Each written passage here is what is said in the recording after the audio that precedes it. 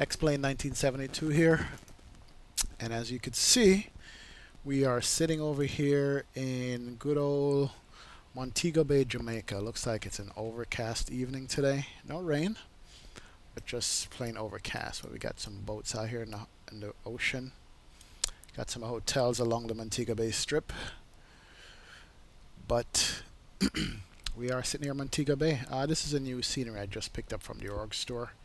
19 bucks for it. It's not bad. I think it's by Latin VFR. It's a conversion from FSX over to X-Plane, and right now it looks decent. It's basic. They are working on it. That's what they said.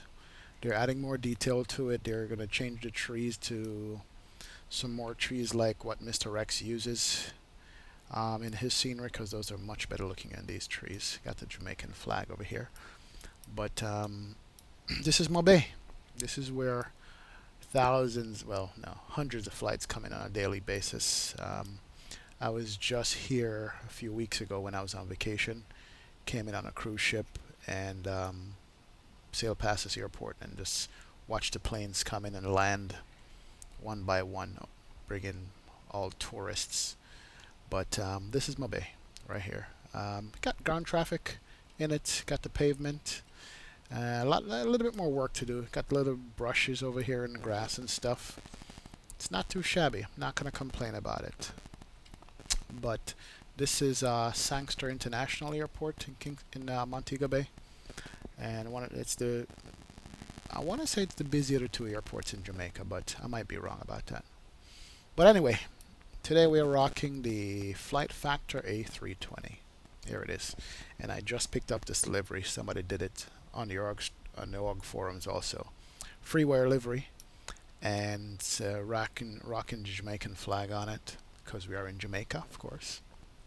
This is Air Jamaica. Air Jamaica is no longer in service. They sold the business out to Caribbean Airlines, which is based out of Trinidad and Tobago, I think. And they incorporated all their flights from Jamaica into that airline. So Air Jamaica is nostalgic for Jamaicans. We don't have it anymore, but it was a beautiful airline to fly on. And all the liveries. Ooh, Mr. Truck, he just rolled through me like that. Oh, it's the gas truck. Okay, I see. Let me get back over here. But it's a nice livery though. Very nice. I like it. Whoever designed it and did it, they did a good job on it. As you could tell, even the winglets have the Jamaica hummingbird on it. Representing Jamaica. That's a Jamaican national bird. And I like it. It's beautiful to look at. So here we are. Flight Factor A320. Already got the baggage loaders out. And got the front door open, I think, over on the jet bridge. Yep. The front door is open on the jet bridge. And we're going to be jumping and getting started. What's up, John? Welcome aboard, man. X-Plane needs to simulate broken windows on 737s. Oh my god. Too soon, man. Too soon. I'm definitely going to ask Zebo if it can mod that. Put it as part of the failure, have a decompression. May that lady's soul rest in peace. But too soon. Too soon. But welcome aboard, one and all. Today, we are taking this Airbus, and we're going from Montego Bay all the way to San Juan, Puerto Rico. We're going out to Puerto Rico, and we're going to be checking out the weather as we go along, checking out the different islands that we're going to be flying over. We're going to be flying over the Haiti, the Dominican Republic, and some other places like that. So that's what we got. Let's go ahead and jump in the cockpit here. Cold and dark as usual. That's the way we rock. And that's where we're going to be doing it. I had a mod for this cockpit. What happened? The blue texture mod. Oh, you know what happened? I updated the plane just before I came on here. Did another update. Only 4 files. I think it's a sound update. Next flight, I'll reload the airplane with the mod on it for the cockpit. It's a good mod. I like it. It's called a blue texture mod. But let's get this thing fired up, man. Battery voltage looks good. Turn on battery 1. Bring up battery 2. Alright, voltage is stabilized. Let's request the ground power so we can fire up the airplane. Here is the ground power. Perfect. And we can go ahead and turn it on. Fire up the airplane. Hear those beautiful sounds. Apparently they've been working on the sounds on this airplane, so we should be listening out for better sounds or advanced sounds or something similar to that on it. And we'll see. Check them out as we go. Let's start aligning the IRSs here real quick. Align to nav mode. Right over to nav mode. There you go. Alright, and that's aligning. Good to go. Come down to the MCDU and just do the perf. No, not the perf. Sorry, the init. And we're gonna go MKJS for Sangster.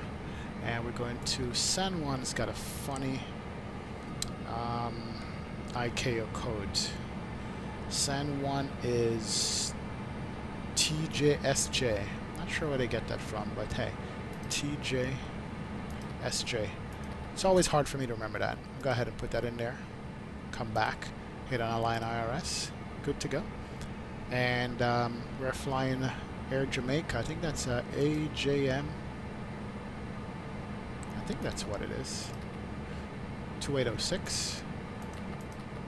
I should actually look that up. That's going to be our flight number today. And I think we're going up to 39,000 feet. Let's put that in. Yeah, we're going all the way up. And we'll grab the cost index here shortly and put that in. Alright, but that's aligned. That's coming up. And bunch of things that we need to do here real quick. Let's get the nav light on. Yep, and that can stay on. We have the emergency lights to normal. Seatbelt sign stay off for now. No smoking sign is going to be on position. And also, temperature-wise, I think we're probably going to need to fire up the APU to cool it off. What's the outside temperature? Right now it's 29 degrees Celsius. Yeah, we need to cool it off. So let's get the APU running. Turn on the master switch. 1, 2, 3. And get that APU running. Let me jump outside real quick and see if I can hear this APU fire up. See if they adjusted that too. SkyKid 951, what's going on, man? Welcome aboard, welcome aboard. It's going easy this evening. Chase Yuri, welcome aboard. Thanks for joining me. Black Knight 344, thank you, man. Thanks for joining me also on the stream. SkyKid, yes, sir.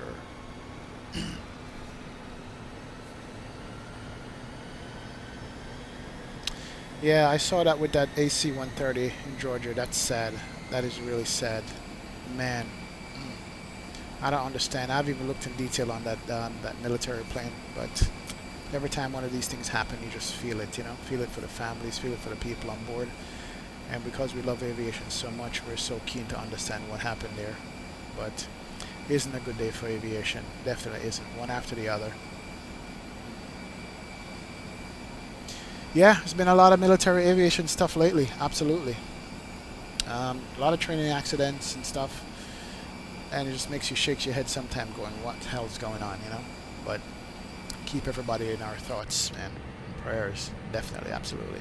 Alright, looks like the APU is up and available, so we can turn on the APU bleed.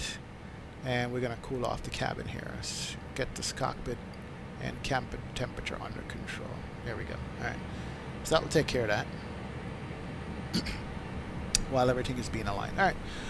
For now, the overhead is good. We don't need to bring anything else up. I can hear the AC sound kicking in. That's not bad. Okay, it's pretty cool. Oh, yeah, let me log into the Squawk Box here and do the Air Jamaica. You know what? I need to look up this ICAO code for Air Jamaica because I don't know what it is. Air Jamaica ICAO code. Let's see.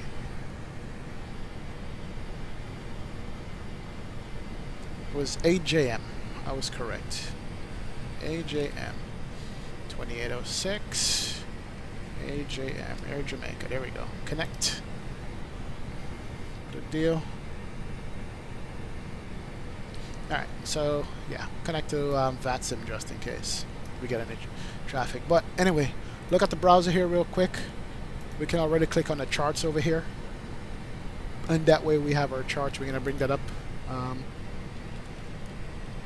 Actually, it's under my favorites. And this will tell us where we are, Montego Bay Sangster. Click on the location on the field. Bring that up. And there we are, right there, sitting at the gate. Good to go. Alright, we're good. Let's come over here to the services tab. We need fuel. Let's call the fuel truck. And also let's go to the browser and bring up SimBrief. That has all our flight planning information. And we're going to run with that. Let's log into SimBrief. I can't wait for them to be able to store passwords in this thing. Log into SimBrief there. And dispatch system, my flight plan. This is where I do all my flight planning in SimBrief. It's got everything. And here we are. We're going to be doing... Ooh, did I follow this Delta? I might have. You know what? I might have followed us Delta. It's not Delta. It's actually Air Jamaica. We won't worry about it. We will... that's not necessary at this point. Well, here's our flight information. I said the cost index was 5. Let's go ahead and put that in here real quick, and then we can load up the fuel and stuff. Alright, so that page is set up. We'll come back to that later. And but let's look at our fuel. For this flight, we're in kilograms. The trip fuel is 3.8 kilos, 3.8 tons, plus additional fuel. So the maximum takeoff block fuel for us is going to be 6.6. So 6642. I'll go over here to the service tab. We're going to request that in all tanks. 6642. We're going to set that. That's the fuel. Good. And let's look at the passenger count. Come down here in SimBrief. Pass load is 101 passengers we're going to be taking here. So let's go to packs. We're going to do 101. We're going to set that. Alright, so it's not a completely full flight. Still have some empty seats here. So, and let's look at our perf data and see our total weight. Zero fuel weight is going to be 54.3. So we'll come over to perf and see what we have. We have 51.2, so we need 3.1 additional in cargo to make this work. So make this 4.45. Set that. Here we go, back to perf, 54.3. Perfect. So that's exactly what it says we're going to need is 54.3 in the zero fuel weight, so we know that's correct. That is good to go. Alright, so we don't need that page for now. Let's come back to our flight plan route.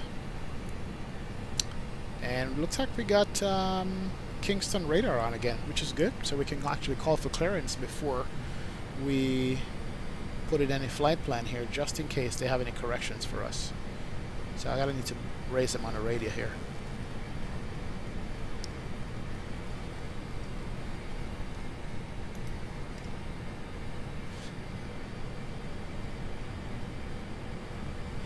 Alright, let's see.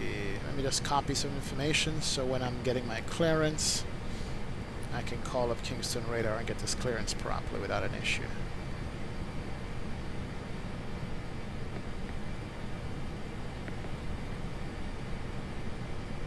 Alright, so Kingston radar is 125.4. Let's plug that in here. 125.4.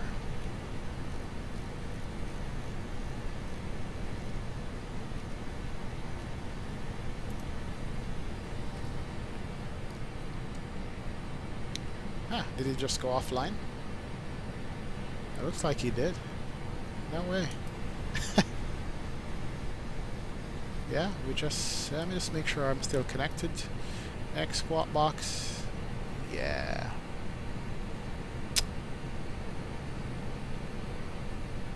I think he went offline. It's all good. maybe they'll come back online. Let me also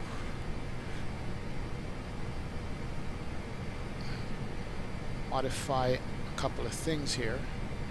I'm going to refile this properly with the proper call sign, just in case he gets back online. Give me 1 second.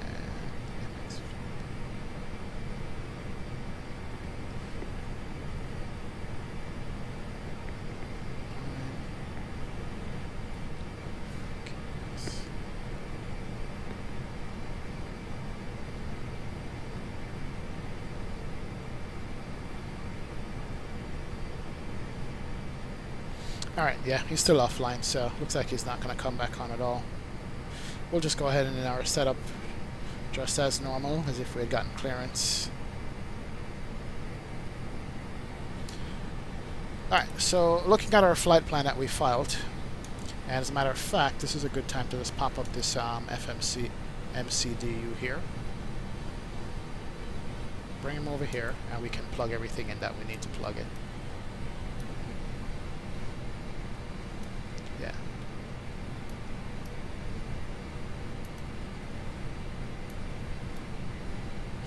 Alright, so let's go to the flight plan page real quick. And looks like we're doing the Kembo 2 departure to Kembo.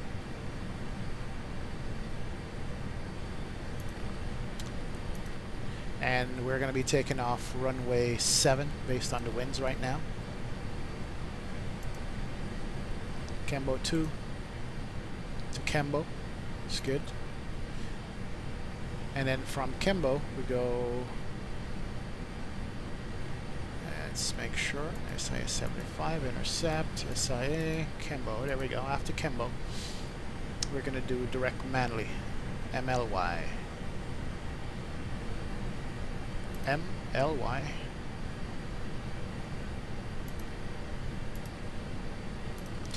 And then Manly is going to be the one that 74 miles away, not 350 miles away. This is the one we're doing. Got to make sure of that. There's a couple of Manlys in a row. And then from Manly we're going to enter airway, with that airway being UB 520.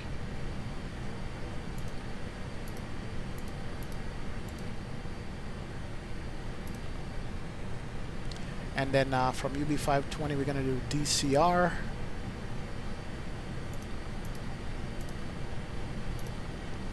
And then from DCR we're going to do CDO. And then we're going to do KATOR, K-A-T-O-R.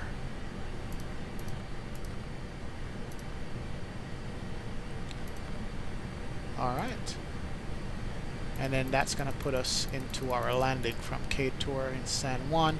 Right now it's saying this Bino 3, runway 10. ILS 10, Bino 3, and KATOK, KTOK. There we go. Alright. So that's our flight plan. We need to clear a couple of these discontinuities here.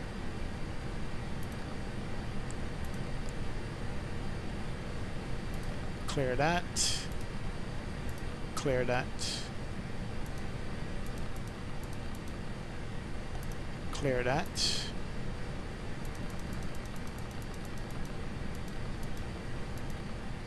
I think that discontinuity stays. Alright, so we can come down here, check it out real quick, make sure that whatever we have in here is going to work.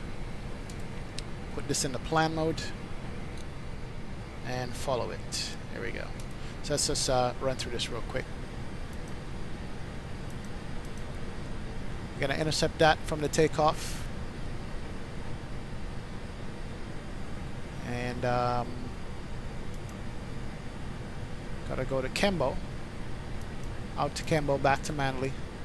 Colbex, DCR, Canon. And into San Juan. A couple things here, and just need to double check and make sure. See if I can clear this discontinuity here also. Not allowed, no. So that's a vector off of the the departure route. And just look at it more in detail, make sure it's right.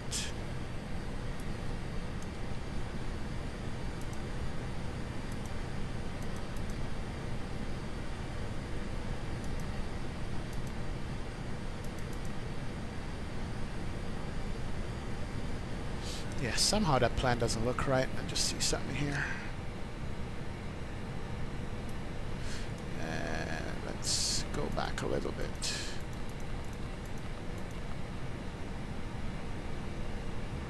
Yeah, I gotta check that departure here. Departure here has something funky going on. Alright, we're gonna insert it anyway. We'll figure it out in flight. There we go. So our flight plan is live. And that's definitely set up and ready to go.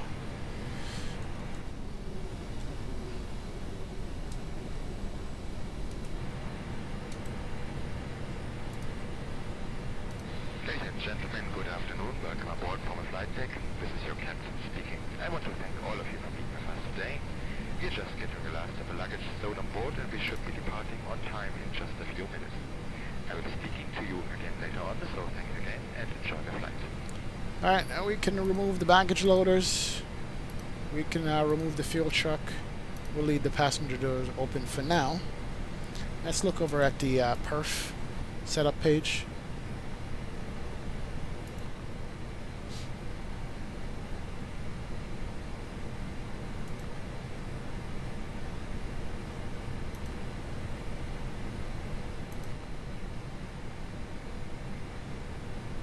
And go back to our init ref. Init page is set up.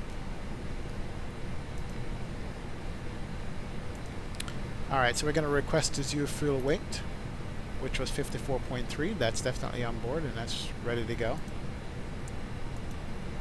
And everything is all in for that. Go over to the perf page and transition altitude is going to be 18,000 feet. Too many zeros there. Here we go. 18,000 on the transition altitude. And let's go ahead and look at what our takeoff is going to be. Perf page. It's going to be up 1.3 on the trim position with a flat 1 takeoff. So 1/up 1.3. There's so much to set up in Airbus, man. This is not your Boeing where you just jump in and go ba ba ba. We're going to flex it to 45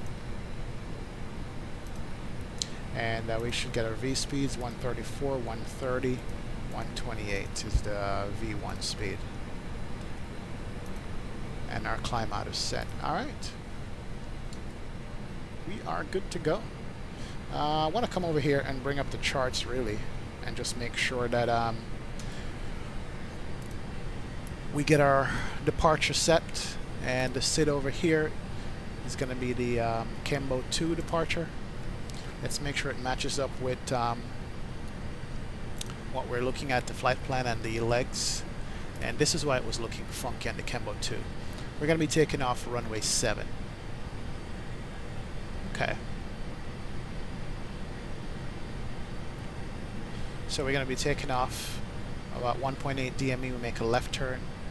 25 above, and then we make a right turn and head to Kembo. So basically we're just going to vector ourselves to Kembo. I'm going to check those legs again, make sure that what we're looking at is right as far as the departure is concerned. Let me just go through that real quick.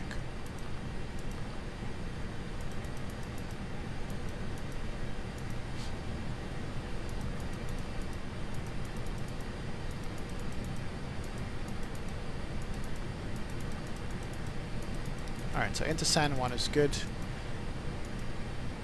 So runway 7, basically runway heading 075. Okay. And then that's going to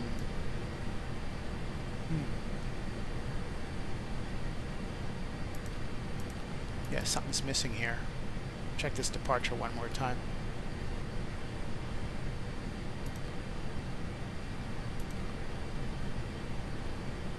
Yeah, runway 7 is what we're going to be using.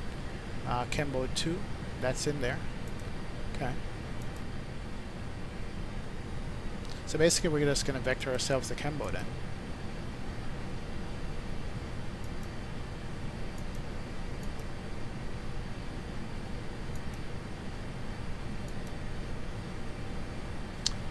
Here's a radio. I don't know how if it's drawing this departure properly. I don't think it is. Alright, we're going to take off, fly runway heading, and then we're going to vector ourselves to Kembo. That's what we'll do. We'll just go a direct Kembo, and from once we do direct Kembo, we go manually, SAS on, and keep going. Alright, that's what we're going to do. We're not going to worry about it. Because sometimes the FMC or MCDU does not draw the proper departure the way it's supposed to be. So we just got to make a mental note. We're going to vector ourselves to Kembo after do the manual flying here. Alright, I think we're set up. We can turn on the fuel pumps on the overhead. Bleeds on. Let's check, make sure the cabin temperature is good. Check the air conditioning here. Alright, cabin temperature is good, 21 Celsius. I like that.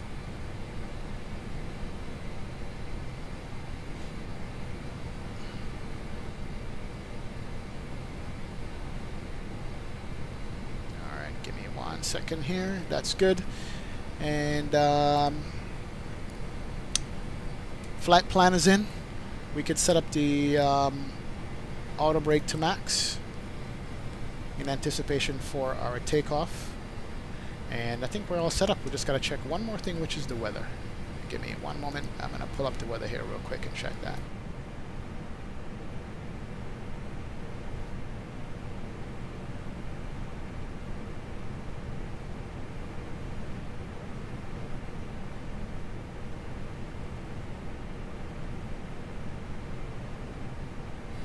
And based on Flight Sim Global Real Weather, the QNH right now is 1014 or 29905.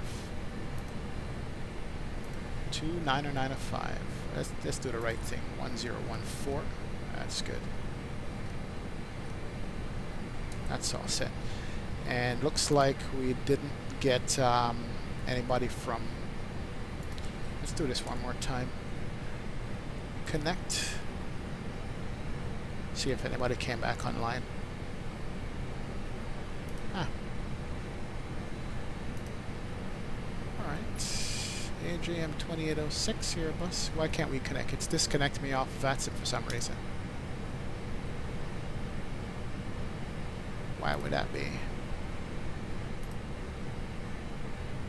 Connect.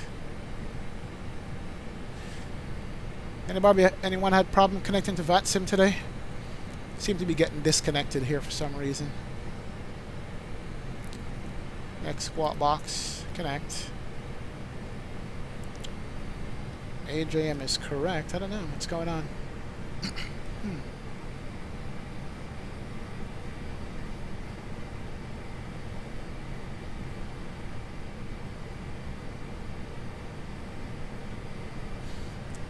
Yeah, everything is set up.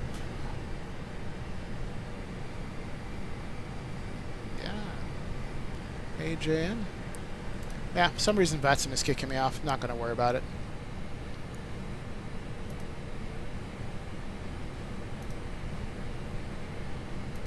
Let me try a different server, maybe. There we go. Different server worked. Perfect. Something's wrong with that server. We're not going to worry about that. We're almost getting ready to push here. Let me just wait and see if anybody came online. And if you guys are just joining me, we're sitting over here in Sangster International Airport in Montego Bay, Jamaica. That's where we are. Halfway decent scenery, just picked up on your org store. 19 bucks, it's not bad. Shows you some buildings downtown and the airport itself, but they are working on improvements right now the last time I checked with someone, so that's a good thing to know. Let me see if I'm still connected. Yeah, I'm still connected. Alright, nobody's online. Let's disconnect the ground power and close these doors.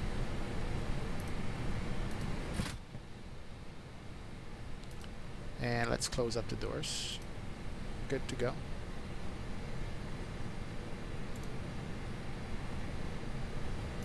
Ladies and gentlemen, from flight deck, looks like I spoke too soon and you have been delayed departing again. It should only be a few minutes, however. Thank you. Let me just make sure and check what my top altitude here is going to be for this departure out of here.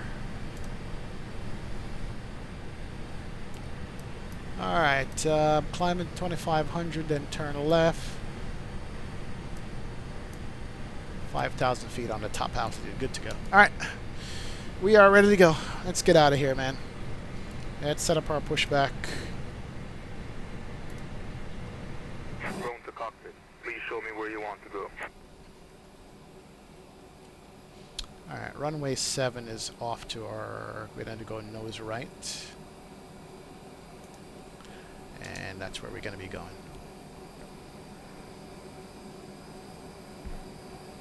Going to cockpit. Who is driving up? And what we could do is... Fast seatbelt sights can come on. Beacon light can come on. And APU bleed is on. APU is running.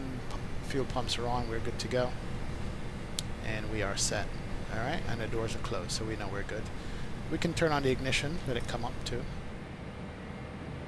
And that will kill the APU for now. Here comes the truck. Hey guy, what's going on, man?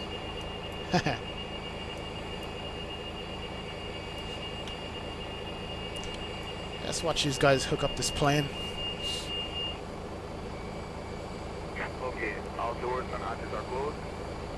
H-Door Saint, welcome aboard, man. Thanks for joining the stream.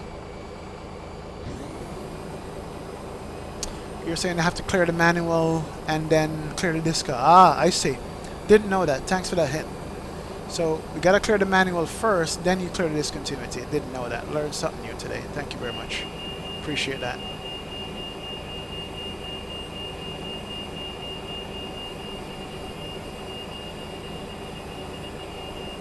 Yeah, I always tried to clear that discontinuity, but never knew why it wouldn't do it, so you gotta clear the manual first. Alright.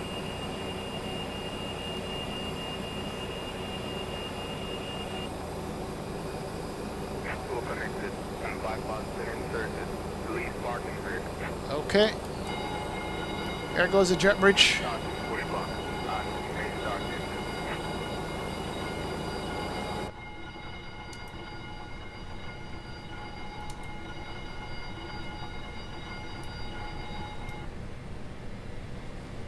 Alright, here we go.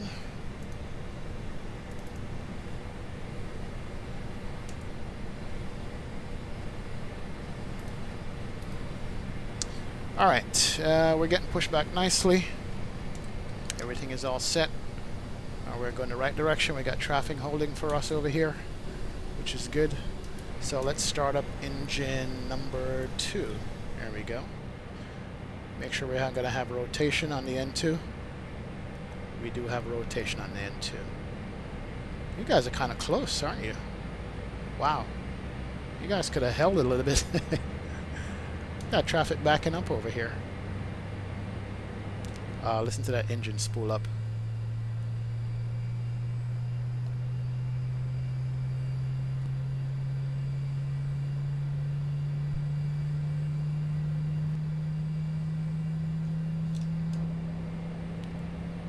Guys are still waiting, huh? Okay, appreciate it. Not a bad scenery. It's got activities going on here. Alright, sounds like started to cut out there. That's good. See if it hydraulic pressurizes the wing. Yep, we got pressurization on that. And we got engine 2 that's up. Alright, let's go over to engine 1. Make sure that's going to spool. Here we go. Got rotation.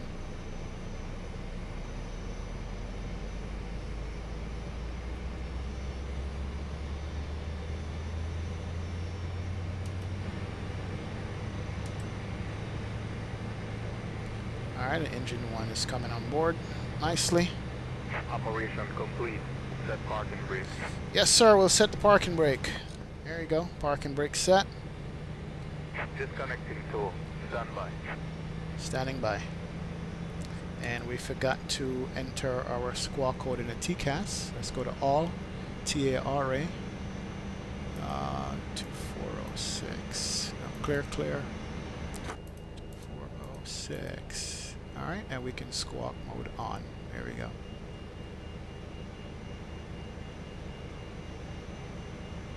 Alright, we got TCAS on. It's good. Starter cut out on engine number 2. Come back over here. Go back to normal on the ignition. Turn off the APU bleed. And we can actually kill the APU here.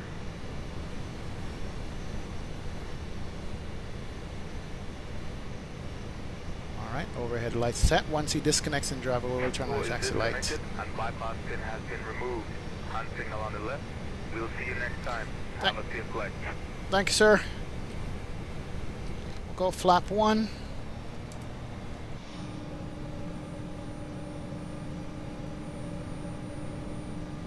Good to go.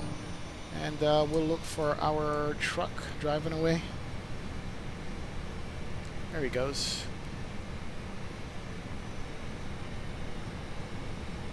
Thank you. Alright, let's see where we are. So our taxi route is basically going to be straight ahead to Alpha on Alpha and hold short. Check everything and we're good to go. Alright, we can arm the spoilers or speed brakes. That's good. And we can turn on the taxi light. And let's run through this demo here.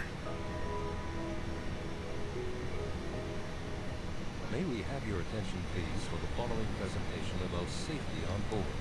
Your hand luggage. Alright, I think we're good to go. Or under the seat Release the parking brakes and let this sucker start rolling. luggage in front of the bulkhead seats or the And she is emergency rolling on exits. her own, For which is safety good. reasons, the use of any electronic devices is prohibited during taxiing, takeoff, and landing.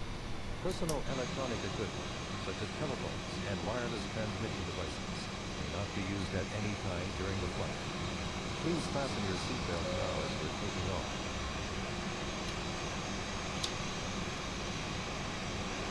Because turbulence can occur unexpectedly, you are obliged to have your seatbelt fastened whenever you're seated, until the aircraft comes to a full stop after landing. Whenever the fasten seatbelt sign is on, the use of the lavatories is not permitted. For takeoff and landing, make sure that the back of your seat is in a fully... Yeah, I'm loving this Air Jamaica livery. I'm loving this livery. This is nice. Secure infants with the infant's belt, which will be distributed by your flight attendant if needed. This is a non-smoking flight. Smoking is not permitted at any time on board. Smoking in the lavatories is dangerous and will activate a smoke alarm. If cabin pressure is lost, oxygen masks will be released automatically. Hold the mask. Alright, let's towards check your this face test the and cover takeoff your nose config. and mouth, and help children and All other green, no passengers. blue.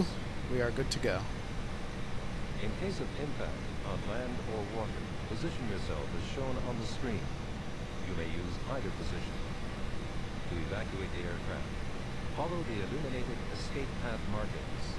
The emergency exits are identified by exit signs and are located as shown on the screen and the safety on board card.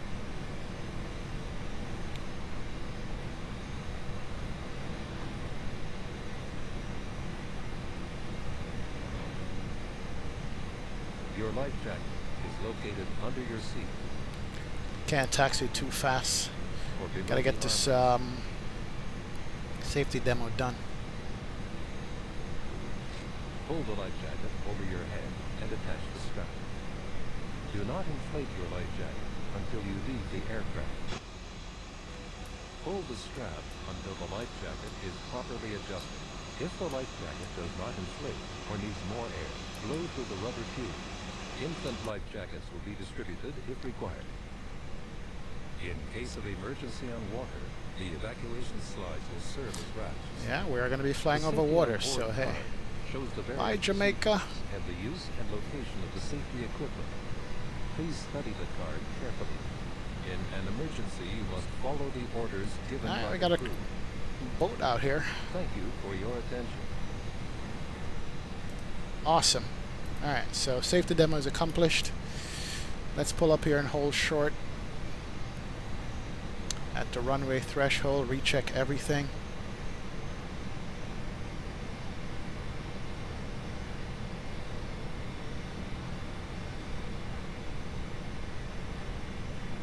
Alright, let's stop right here. Go ahead, set the parking brake. Alright, one thing, let's see. So you're saying we can do clear, manual, clear, discontinuity, and we're good to go. Alright, I can work with that. See ya. Intercept, Kembo, manually. Alright, and we're gonna insert that. Perfect. Thanks a lot. I appreciate that. Good advice. Didn't know that. Billy Goat 515, man. Welcome aboard. This airplane, 89 bucks. Is it worth it? Absolutely is worth it. Absolutely worth it. I like this airplane. I like it a lot. The scenery is not bad. Just can't wait for them to improve it some more, so we can do a lot more Caribbean flights if we have to. Alright, here she goes. Now, let's set them down. Lights. Strobe can come on. Let the flight attendants know we're ready to take off. Nav lights already on, wing lights already on, everything is set. And we can start the clock as we head over to Puerto Rico. We're in managed mode for everything. And let's get out of here.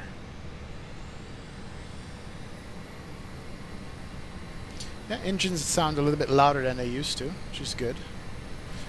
I know the BSS 07. I know the BSS sound pack is out, but for my personal taste, it's a little bit overdone with the volumes and everything, but that's just me. Maybe I might break down and get it, but for now I'm going to hold off on getting the BSS sound pack. On runway 07. I want to see what flight factor does with this airplane first. Alright, so let's look at our route, make sure it's good.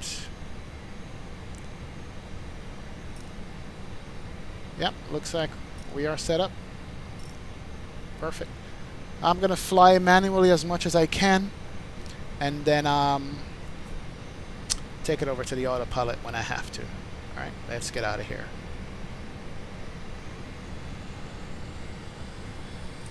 Here we go.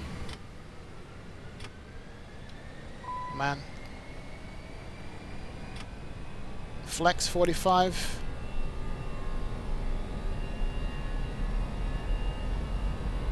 Got a crosswind coming from the right. 80 knots. Checked.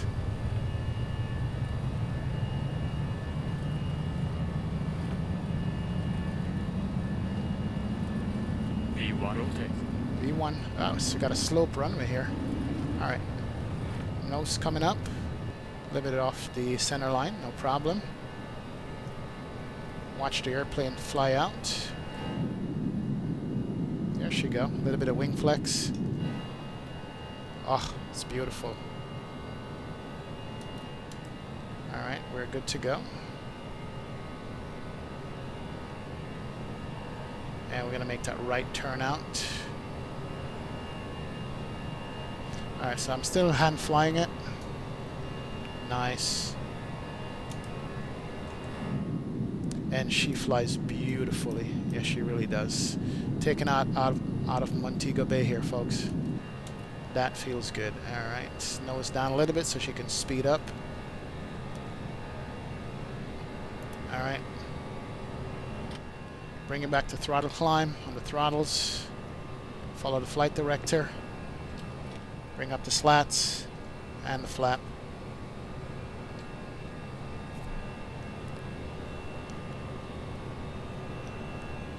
Oh, gorgeous. That is beautiful.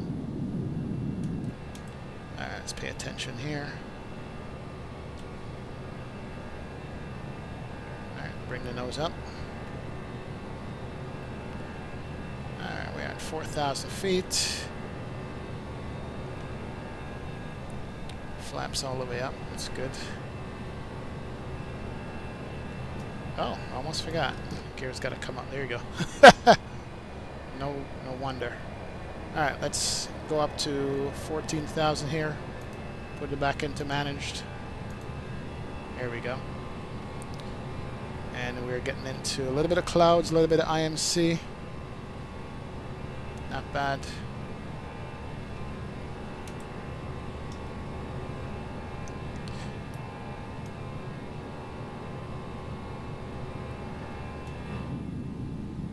Love looking outside. And this is Flight Sim Global Real Weather that I'm using, along with a little cloud mod for default clouds called Soft Clouds, and I'm liking it. I'm liking it a lot. Can't complain.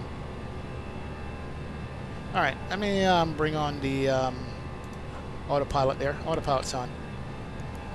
That way I can concentrate on looking out the window and the airplane can manage the flying.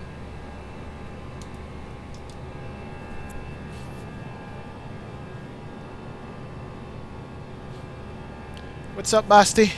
No, man. Not using the BSS sound pack. It's not my personal cup of tea. It's too... Everything is overdone in it. It's too loud for me. I'm working with the default sound for the airplane that comes with it, and so far so good. I'm liking it. I'm rocking basically default clouds here with a little bit texture mod to the clouds. I'm liking that too, so I'm sticking with the default stuff. Alright, there we go. We're going above the clouds here. Airplane's climbing out.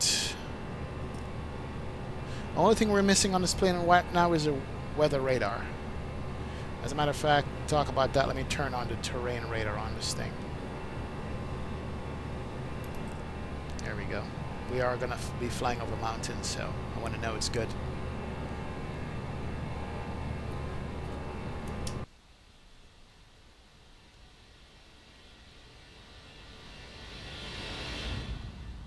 Here she goes. Alright, awesome.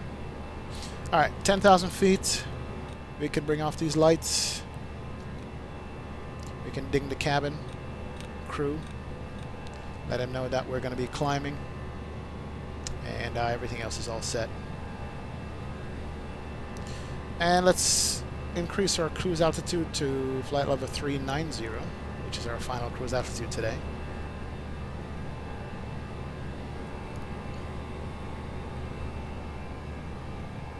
Yeah, the frames are so much better with the default clouds over SkyMax, bro. Absolutely is. And we can also disarm the ground spoiler. That's disarmed.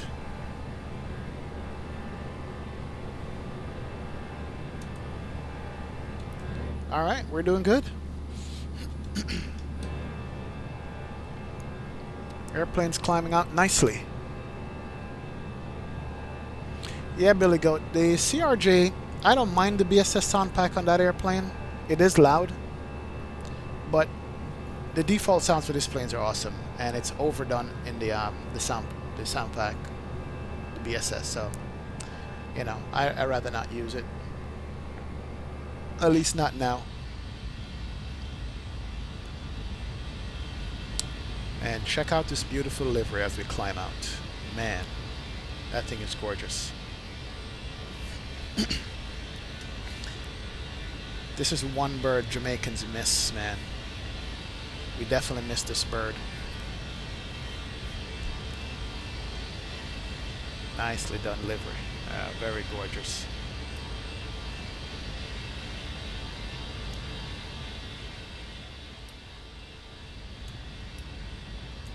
So basically we're flying over the backbones of Jamaica right now. Straight up over the mountains. Come out on the other side, pass over Kingston. We're heading directly towards Kingston.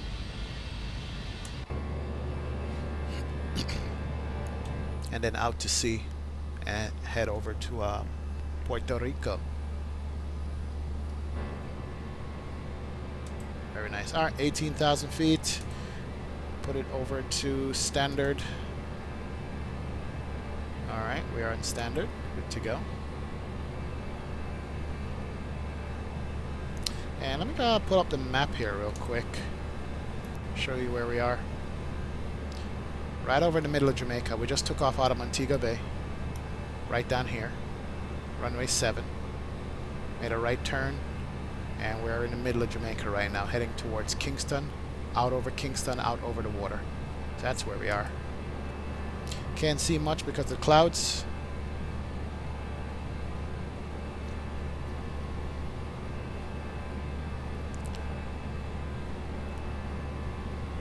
Let's check, make sure the cabin altitude is climbing, 450 feet a minute.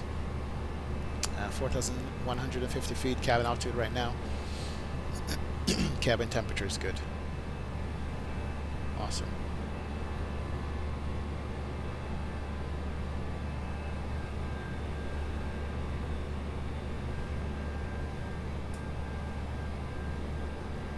I go ahead and put the map over here on this side. There we go. So we can watch that. And over here I can put my charts and stuff.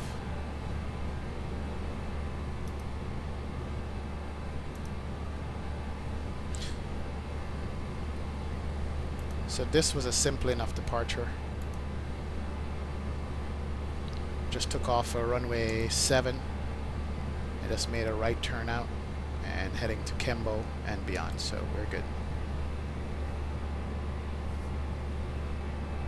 We are on profile. I haven't even looked at the cabin of this particular livery to see if it's done in the interior like the Delta was, so I don't know. I'm gonna look in it when we get to cruise altitude. I'll jump back to the cabin and look at that.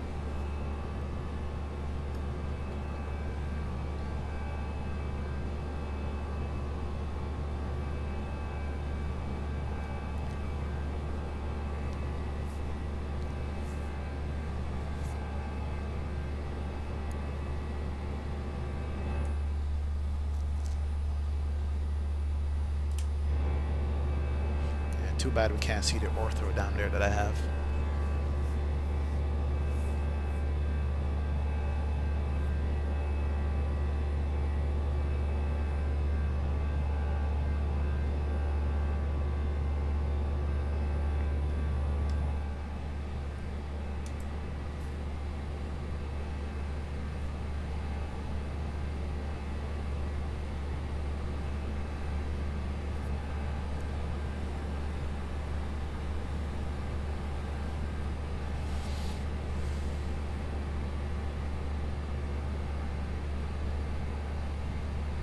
That is nice.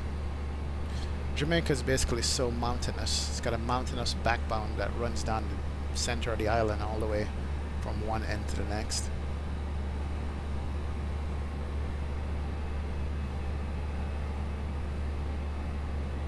We might be able to see the Blue Mountain Peaks, which is the highest point of Jamaica. Depends on the weather and the clouds.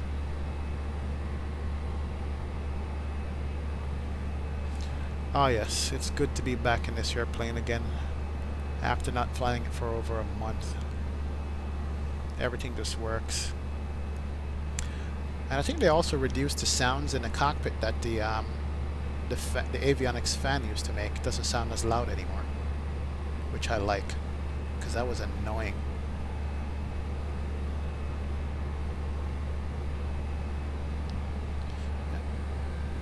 Yeah, here's that weather changeover.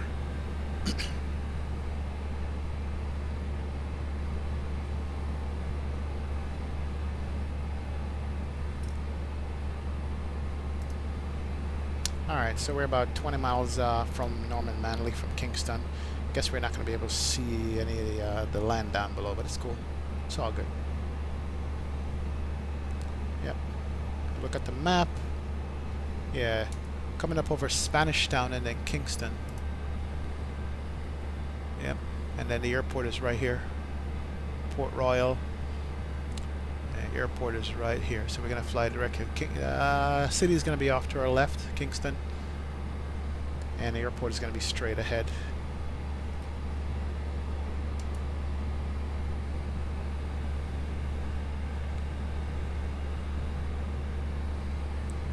Alright, and once we hit Manly, we hit the ocean, we make a left turn and head east towards Haiti and the Dominican Republic.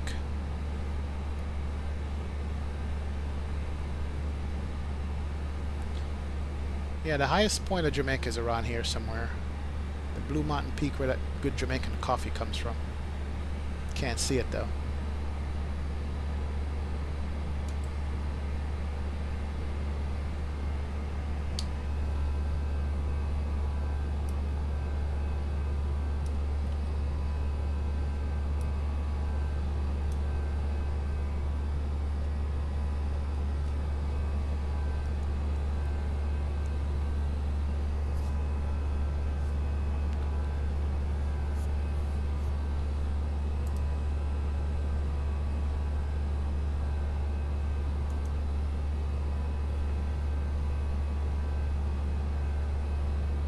Yeah, I could definitely live with these clouds. These clouds look nice. They definitely do. And they extend all the way to the horizon. I like that.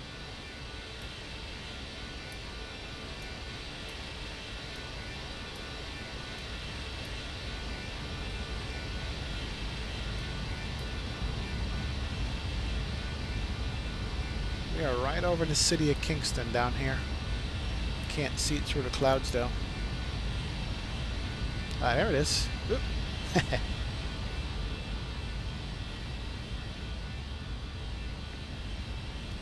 And there goes our turn.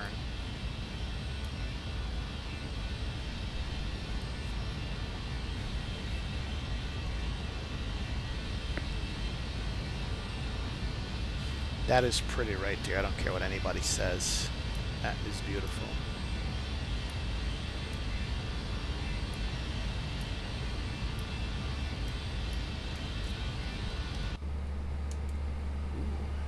And there goes the Blue Mountain Peaks over here.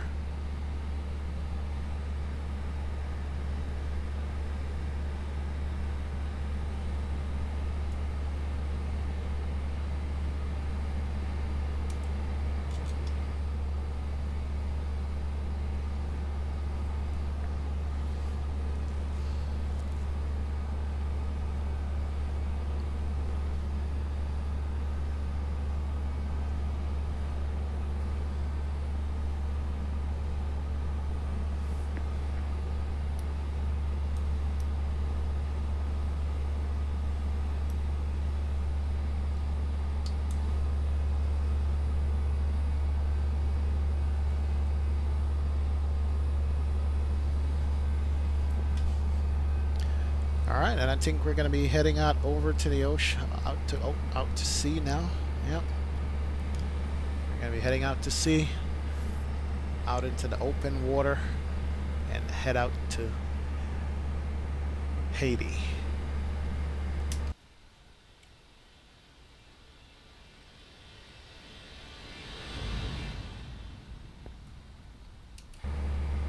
Alright, 31,000 feet. We got 32,000 feet. We got 7,000 feet to go. Ladies and gentlemen from Flight Deck, I will be turning off the seatbelt sign shortly. We've got a top-notch cabin crew to serve you, and they should be able to begin that great service very soon.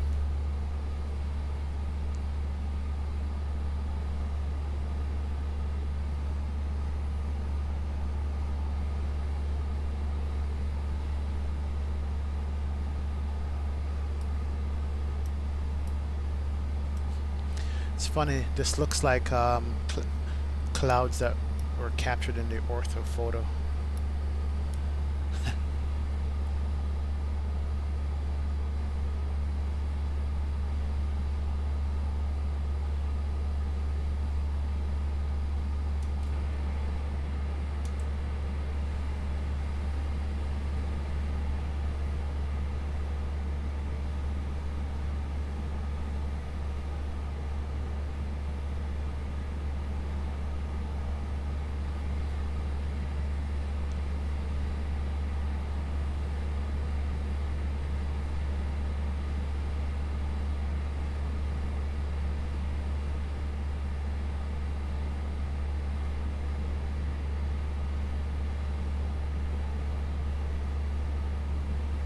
Yeah, once we get up to cruise, I'll jump in the cabin here and see what it looks like.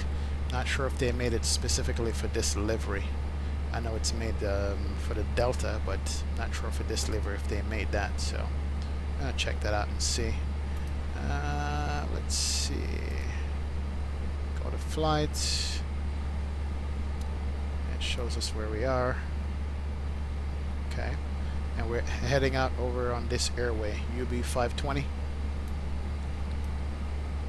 We're gonna take UB 520. Takes us out to sea. This is gonna be Haiti off to our left. We're gonna be flying a little bit over Haiti, and then UB 520 still over the Dominican Republic, and keep going out to San Juan right here. That's San Juan right there. So got a ways to go, but we are on course and on time.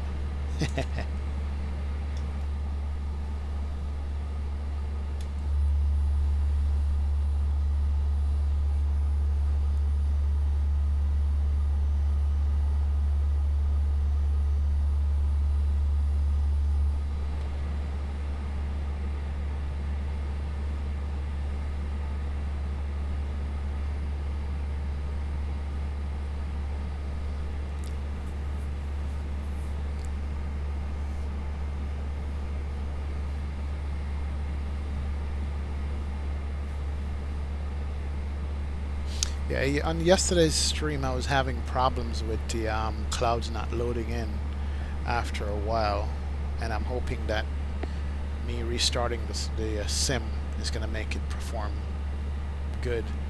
And it only started doing that towards the end of my flight, end of my last flight. So I uninstalled SkyMax Pro. That might have been what was giving the problem. And I did load up X-Enviro 1.06, which is the very first one they came out with, and I'm hoping that at some point we'll look at that and see if it looks good and see what it looks like compared to 1.09, which is completely broken in my opinion. But clouds are cooperating on this. We have cloud variety, at least 3 or 4 different kinds of clouds I'm looking at, which is good.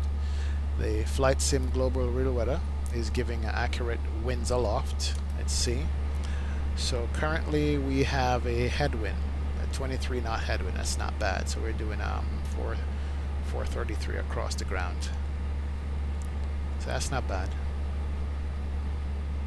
Let's see, we can hit the range on this 40 out. Yeah. Top of climb at about 32 miles. Extend the range on that. Yeah, so we're good. So it looks like our cruise speed is going to be Mach 0.78, which is not bad.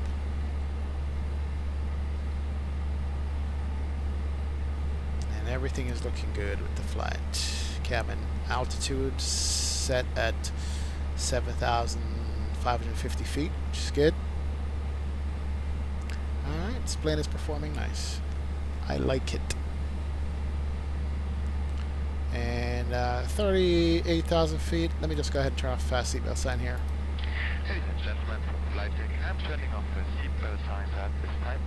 However, as we cannot predict when there may be unexpected turbulences ahead, you should always do a front and keep your seatbelt fastened when you are in your seat. Enjoy the flight. Thank you. Alright, seatbelt off. There we go. That is good.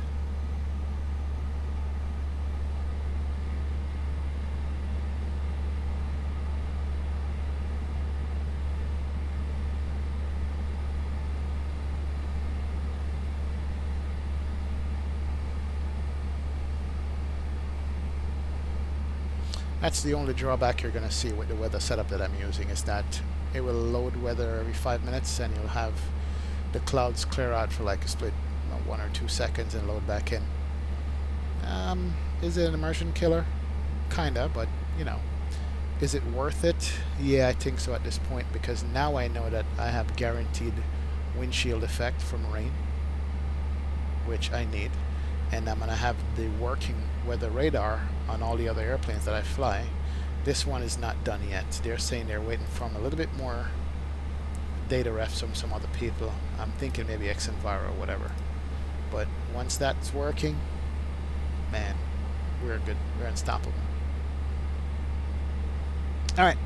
I did say that we're going to jump back into the back of the cabin here and take a look at the seats and see if it's the default seats or if it's the done for this delivery. I don't know if it's not. I think we just go through here. Do we? Yeah. Here we go. Yeah. Nope. This looks like default seats to me. Details on these cabin doors are awesome. I think it's the best looking cabin doors in a sim I've seen.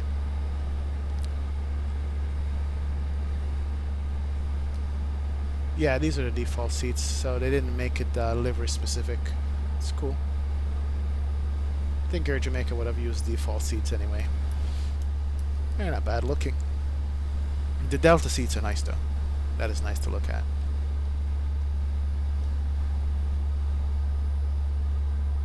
As I travel back here, you can hear the fuel pump working, that high-pitched whine. And I think you hear the engine sounds change from front to back too, when you're behind the engines versus in front of the engines.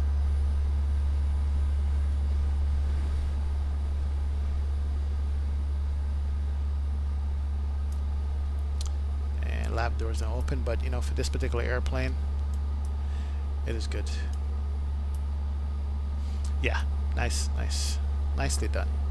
Man, do I have stories about these ovens and these bins and the galleys and coffee makers. Maybe one day I'll tell you guys those stories about it. It's pretty cool.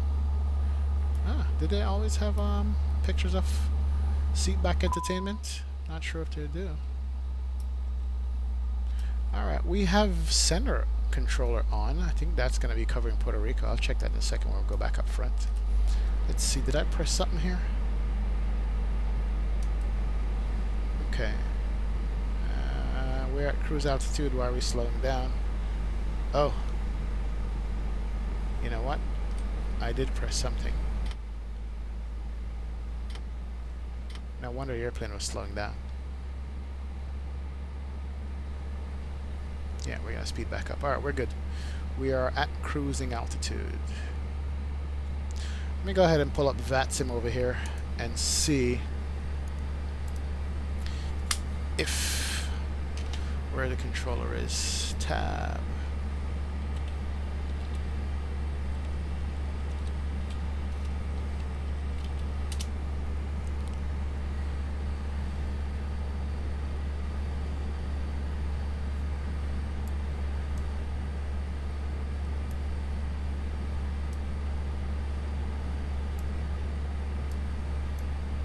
Alright, where are we? We're down here in the Caribbean. Yeah, we are AJM 2806, Air Jamaica 2806. Okay. No, we don't have controller. That's the controller for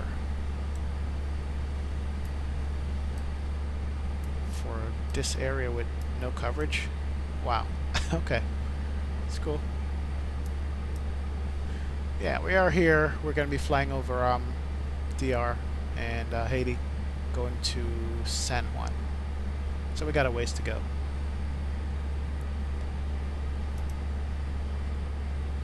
I could swear I filed a flight plan. Let me see if I can refile that thing.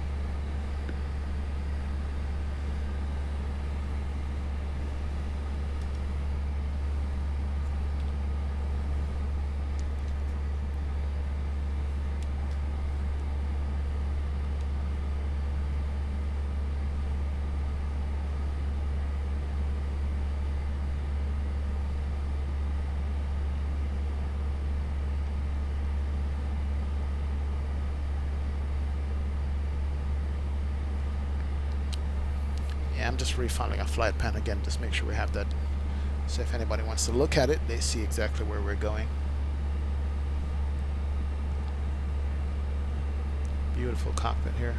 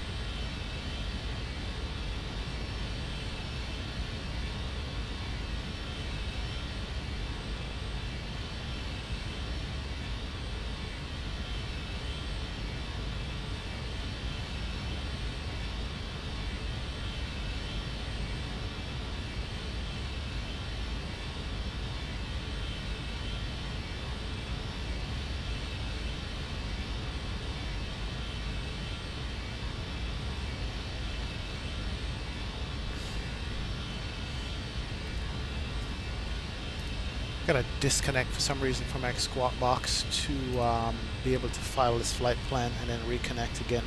It's telling me that somebody's already using my call sign. Great. MXV.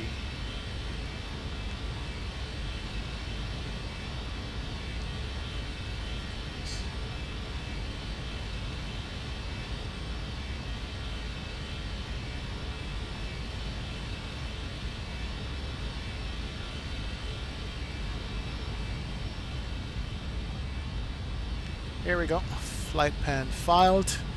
See if I can reconnect here. There we go. Perfect. Now it's filed. Now I'm online. Even though we don't have any coverage yet, maybe we'll have coverage going into San Juan later on. That would be nice. Gotta take a screenshot of this. That's just beautiful. I am digging this Air Jamaica livery, man. It is nicely done.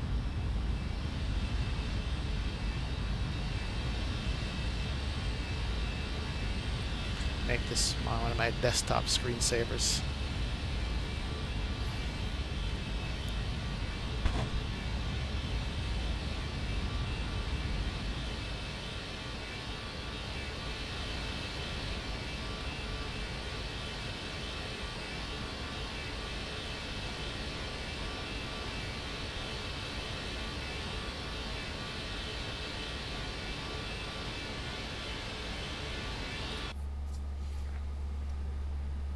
Awesome.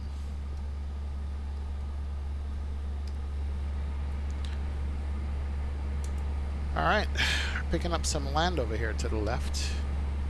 Yep. We're reaching the tips, or being able to see the tips of, yeah, we're there.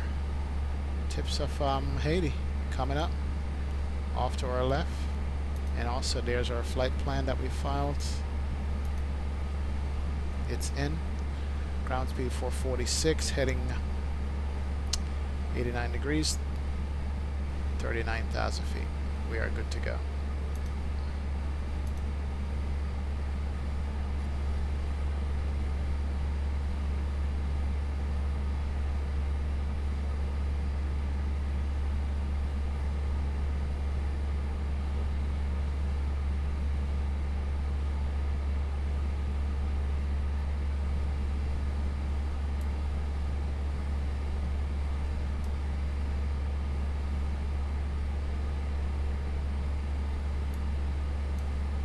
Can't wait till the 737 Ultimate's got the browser working in there too. That's gonna be a killer feature because I just love having this browser here. Oh look, Kingston radar just came back online. Too late, I'm out of your guys' airspace.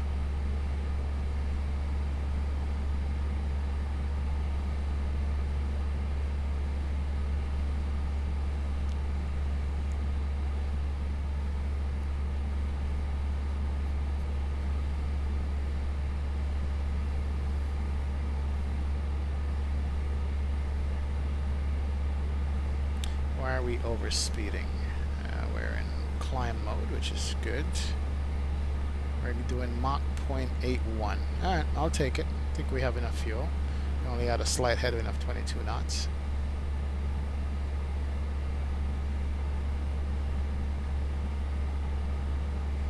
Yeah, we'll work with that. We're good. And just to check to see how far are we from top of descent.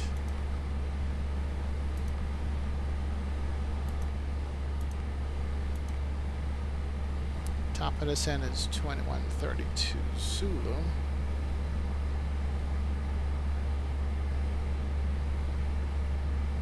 So we're going to be descending in about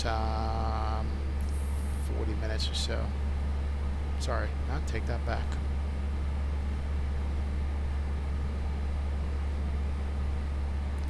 Yeah, 45 minutes. 45 minutes at top of descent. That's cool.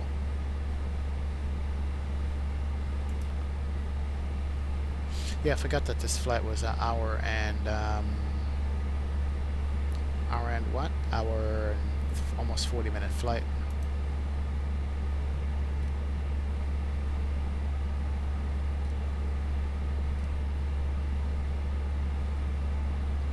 Is my auto throttle not working?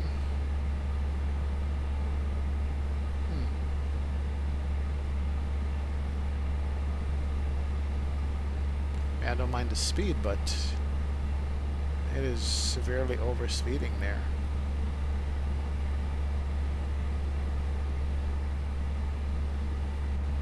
I'll watch that.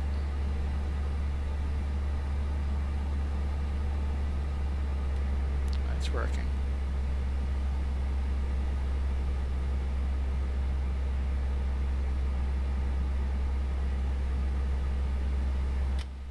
Oh, you know what happened? I know exactly what happened. Auto throttle was turned off when, yep, there it is. Auto throttle is back on. Now we're in Mach mode. Good. So we'll slow down. Perfect. This airplane is so sensitive. You touch one thing, you knock a bunch of systems offline. You gotta go back and check yourself and see what's going on.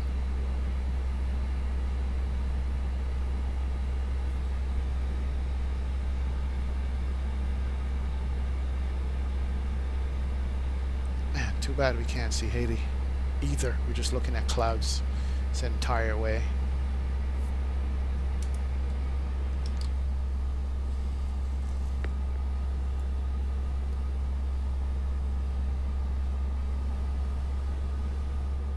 Here's the weather reload.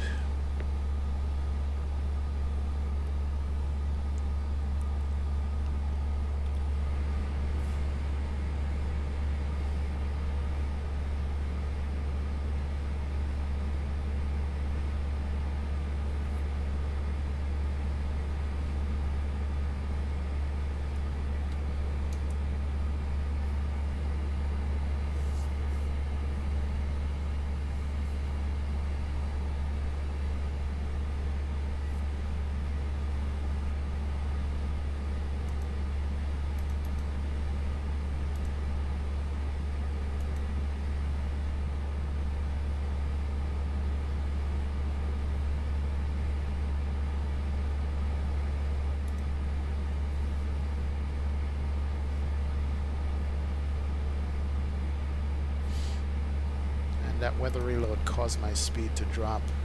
Yep. Now we have a 39 knot tailwind. It's not bad. Okay. I do have to say that X-Enviro handles weather changes way better though. It really is smooth the way they have done it. Maybe I've been too harsh on them all along. But yeah.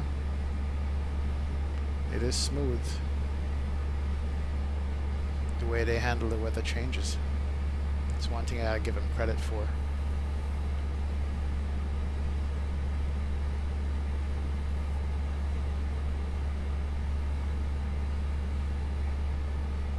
But they're saying the way Laminar does is what makes it so hard to work with.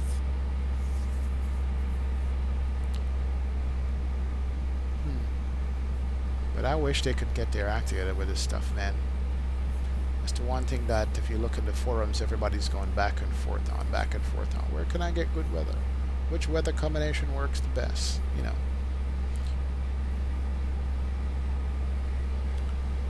What if I tweak the clouds? What if I tweak the NOAA radar input and all that stuff? You know, it just should be something simple to use. And X-Enviro was the one that I thought would have had this done good, because they started out good where everything was integrated without having to tweak any kind of settings or anything. Just one setting, it's good to go, and that was it.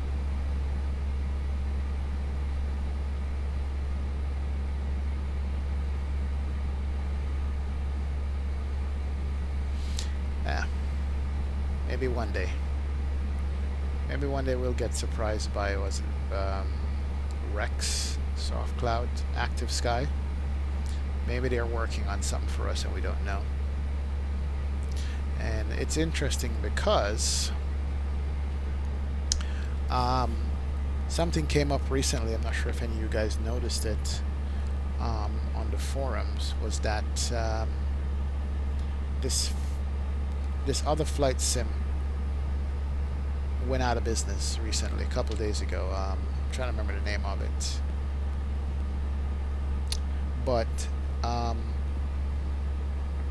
they are saying that there's a possibility that they might sue P3D for using or selling academic licensing when it shouldn't be for academic purposes. And so that way there'll be a lot of people, if they were successful in suing P3D for having academic license, a lot of people would not have a sim to fly because the commercial version is expensive. And if that's the case, and they were successful in doing that, a lot of people are going to be coming over to X-Plane. So X-Plane is going to be the go-to sim in the future.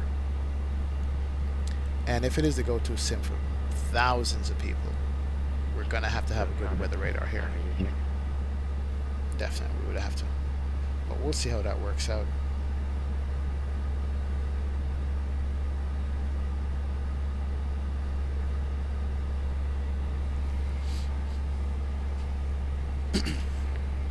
But we'll see what happens. We shall see. Headed over to I think I'm still connected to Kingston radar. Or we're in cloudy skies now, boys. Cloudy skies.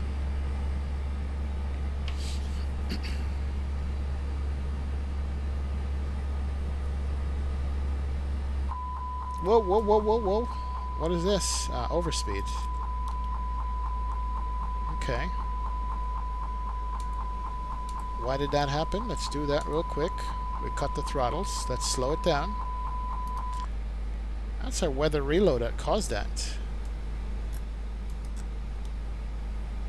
Let's go back to auto throttle since we got the speed under control.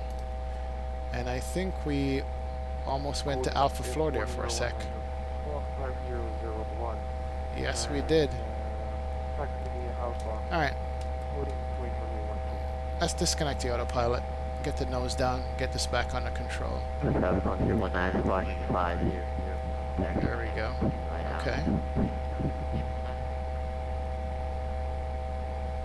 Let's get the... We climbed about 3,000 feet there. Whoa. Alright, so I'm manually flying it right now. Descending back to our cruise altitude of 39,000 feet. We're picking up speed. Okay. Spoiler is still out. No. Okay. That's fine. Fly the airplane. Fly the airplane. Alright. We should be able to go back to autopilot and get back to our cruise speed. Yep. And get back on course. 1,000 feet to go. Pardon the sound. What in God's name just happened there? Alright, so we should be back at 39,000 feet here shortly. Let's do this.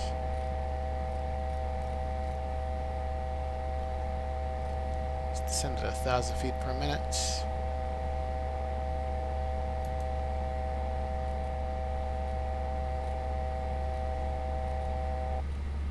Alright, so we're getting back on profile, which is good. We're descending. And we're picking back up speed, which is good. Mach 0.75 and climbing. That wasn't fun. That wasn't fun at all. Wow. A weather reload caused that.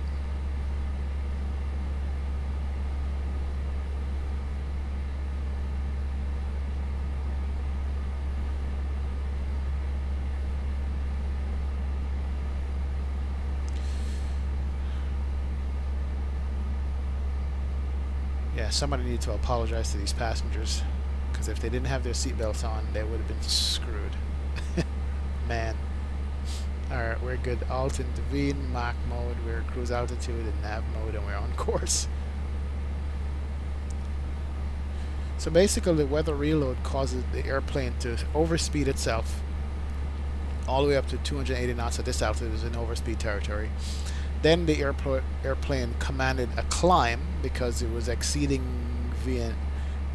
VNE, which is overspeed. So when the autopilot overspeeds, it's going to nose up the airplane so it can reduce its speed. Then it reduces speed, but the climb went up to like 7,000 feet a minute. So to get it back under control, I took off the autopilot. I pulled the throttles back, put on the speed brakes. That slowed it down, and then I set everything back up. Wow. Okay. That was exciting. That was fun.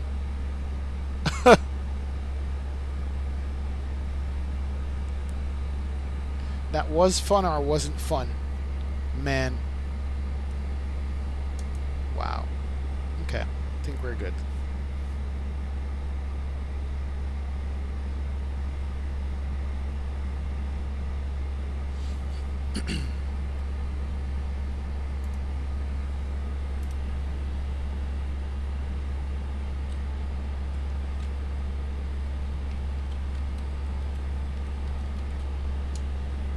It's funny though, in real life probably would be so startled from that climb or whatever, or that roll it did, that would be shitting ourselves and trying to figure out what to do. And as long as we didn't do it the way the Air France flight did, I guess we would have been fine. And they were flying at night, so it was even worse for them.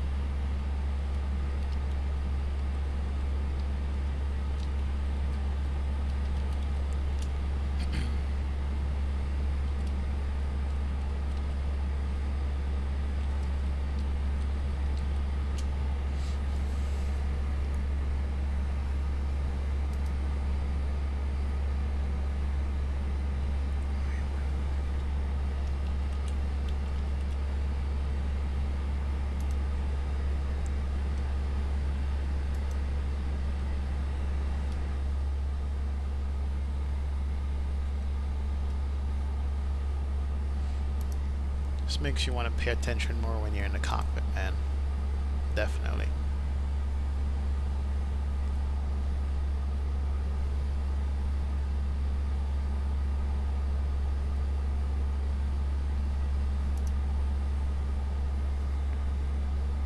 Good, 71019 ready to go for AC 12.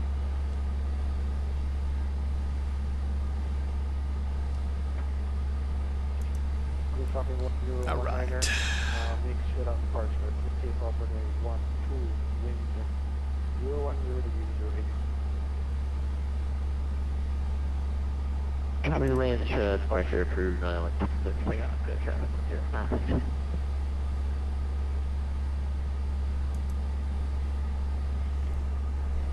Alright folks, give me 1 second here. I'm going to step away from my flight deck for a minute.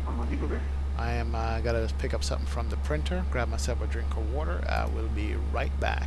Airline fortune with our terrorists will be giving your taxi, pushing the cars to pass your discretion.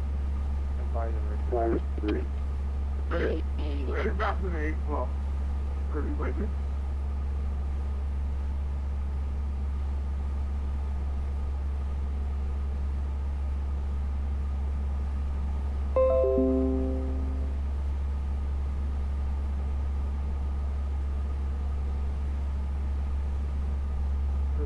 Fortune, you stay again?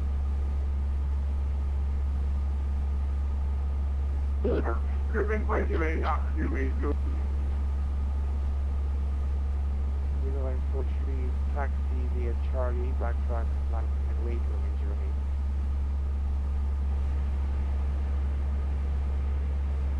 me 08.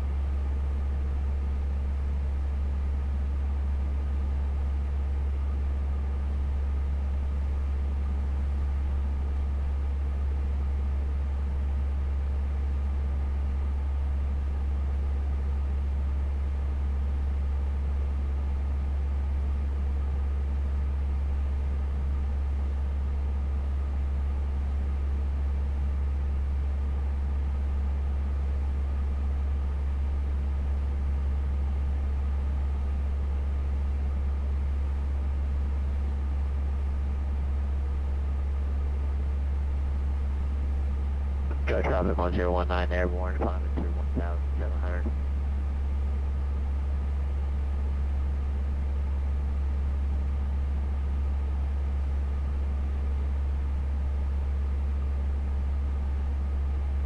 Go traffic 1019, radar contact 1,900. Proceed on course, negative for the traffic. Show traffic on that, we'll proceed on course. What did you say to that? Go traffic 101 clear, negative, reported traffic. Traffic 101, thanks so much.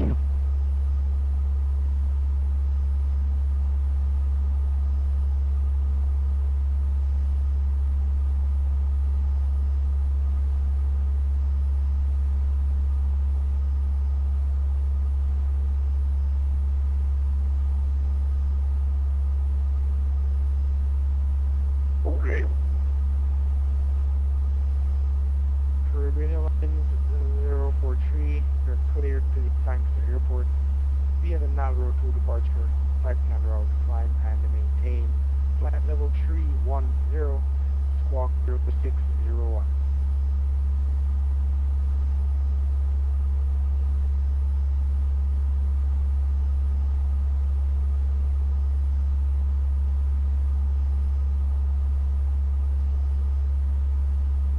Number 310 Whiteley. Caribbean 043, cleared to the Frankfurt Airport via the Nalro to departure, flight Nalro to climb and maintain flight level 310, squawk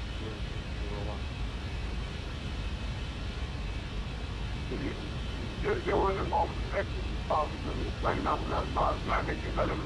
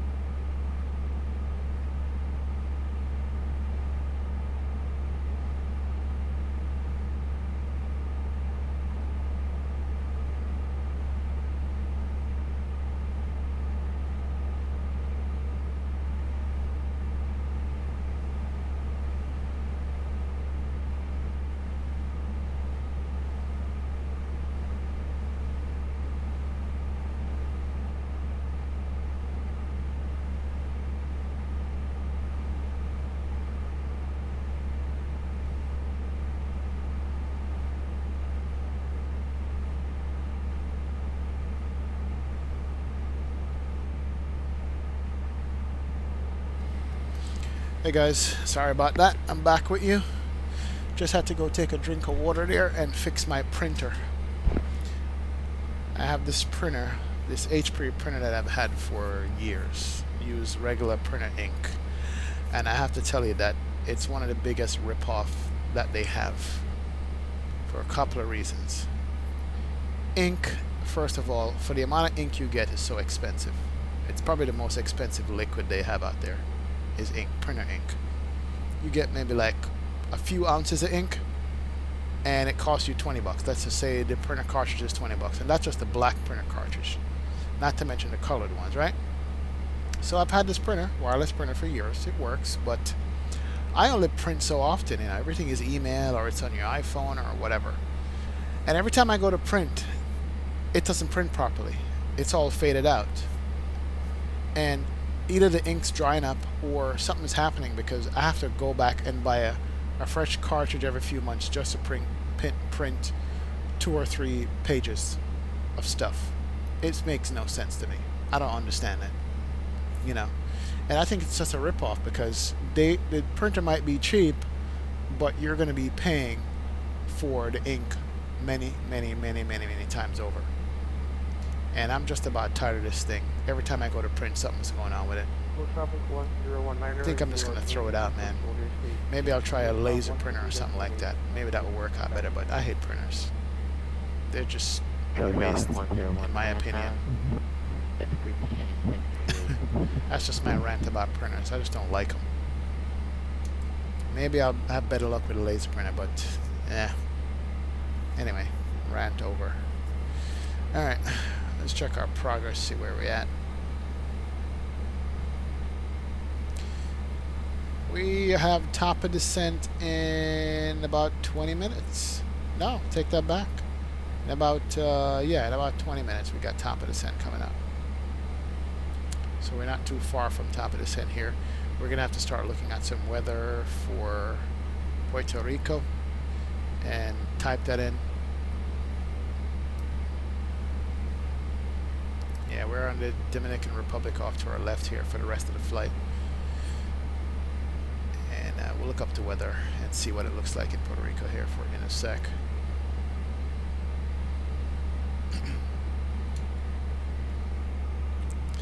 And let's see what we got for the weather. Let me run over to, I always use not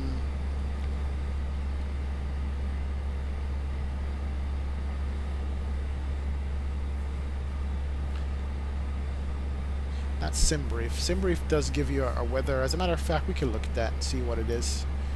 Maybe we can get it updated. Give me a sec. If you go to SimBrief on your briefing documents, scroll all the way down. Why is it so dull? It used to be brighter. Oh, here we go. Okay. That's better. Yeah. Go all the way down to the bottom and it will give you weather reports, airport weather list. And it gave us Montego Bay, where we just left. And at the time when we pulled the flight plan, here is our weather right there. So it's 08050 knots is the wind speed, 10 mile visibility, few clouds 3,500, few clouds 10,000. Temperature is 27, dew point 21, altimeter 3001. So it's not bad weather at all. So we can do a visual once we get established. So that's not bad. And as a matter of fact, since we have it up here, we can plug it in. Let's bring up our MCDU, and let's go to the perf page. Next phase. There we go. QNH is going to be 3001. 30.01. What's wrong with my format? Oh, I know what it is. We have to change this to HPA.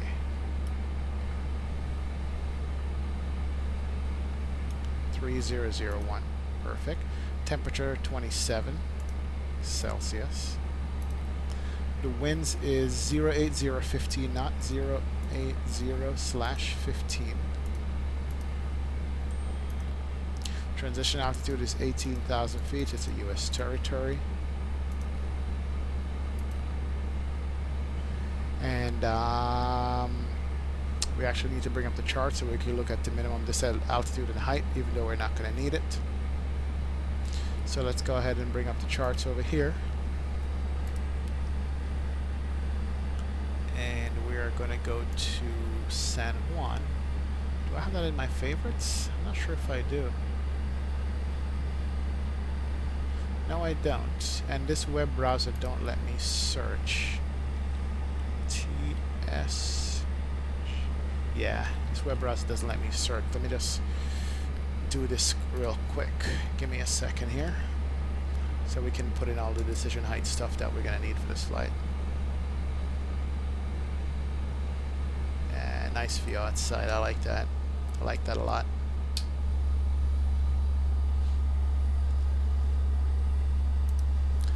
Yeah, let's bring up these charts here.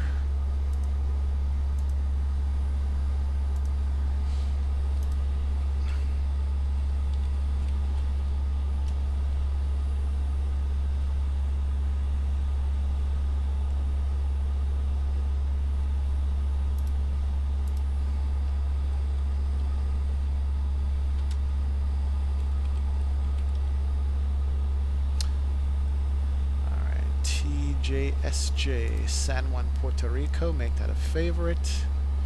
Alright, we're good to go. Let's come back in the airplane.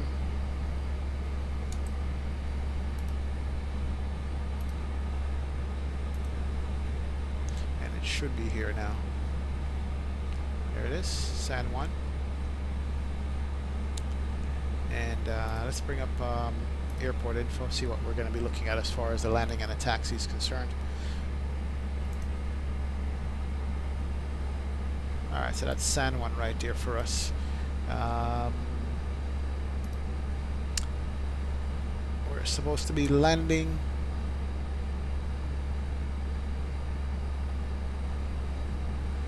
runway 10, it says. Okay.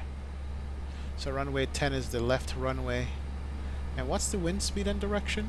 Because I'd rather land on a longer runway, runway 8. So we might change the runway there. I don't know.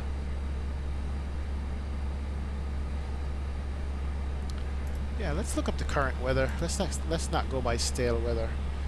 Sky vector.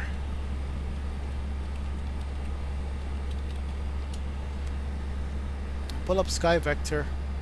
No, not Sky Vector. What is that website? Sky Vector. Here we go. And that's TJSJ. TJSJ for San Juan. Let's find that on the map. Here it is. San Juan is right here. And the weather in San Juan right now. Good. Got you. San Juan weather is 030 at so winds are 10005 knots. 10005 knots. And let's update our information. 10005 now. So the weather did update in San Juan. Okay. And the temperature in San Juan is 26 C now, not 27, so it's dropping. So if the winds are out of 100 at 5 knots, that means 10 mile visibility scatter 2500. Okay. So if that's the case, if that's the winds, then I'm going to want to land on runway 10, yeah. At 5 knots, I'll take runway 8. I think that's what we're going to be using. Let's do runway 8. It's a longer runway. I'd rather use a longer runway. So ILS 8, we're going to update that.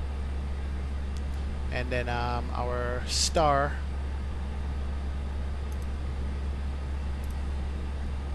is going to be the Beano 3. Okay, so that's the Beano 3. So what I wanted was the decision height for runway 8. And if you look over here, decision is 311 feet.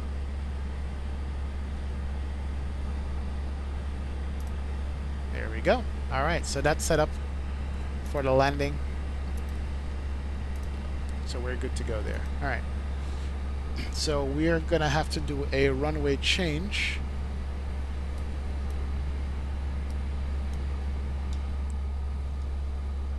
nice view. Alright, we're gonna have to do a runway change here. So we said we're gonna do runway 8. We have runway 10 right now. Updated on the arrival. We're gonna ILS 8. Beano 3. And it's asking for transition. Elmock, Hardy, or K-Tuck. It's K-Tuck, that's what we have. Go back to the flight plan page. Take out any discontinuity. Alright, look at the plan. Plan looks good.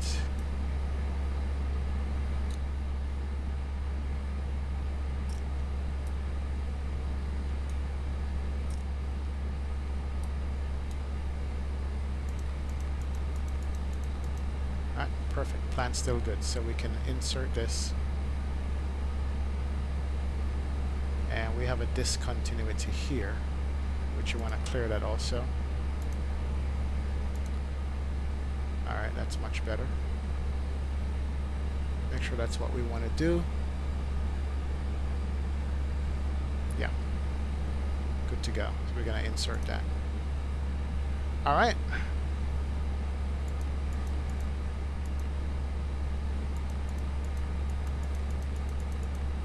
Alright, so we're good to go.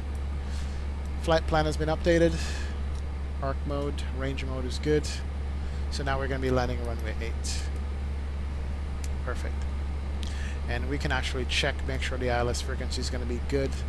This ILS is 110.3078.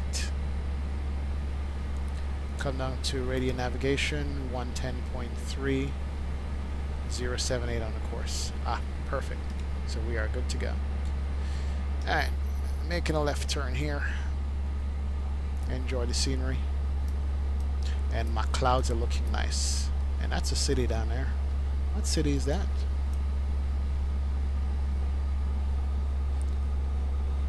That might be the... what city? Let's not guess. Santo Domingo, that's what it is.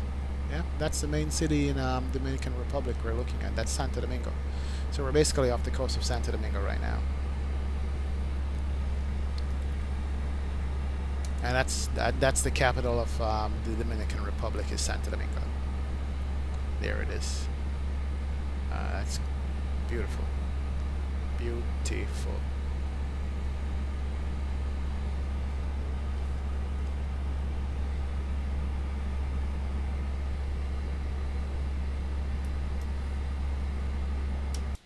Very nice.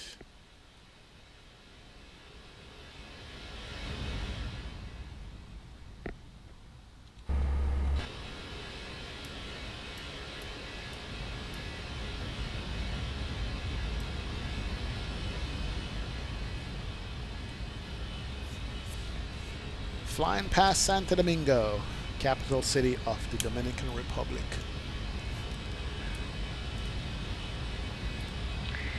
From the flight deck, your captain here, between the world below and some great cloud formation, we have a lovely view outside the aircraft today. Mother Nature at heaven.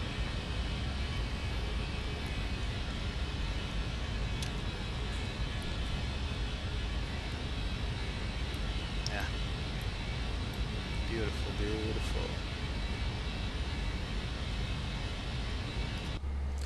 Alright, make sure we're following our flight plan here. Looks like we are, which is good.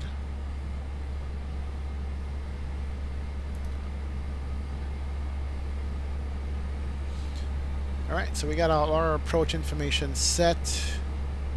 And we should be descending in about 9 minutes or so. 10 minutes.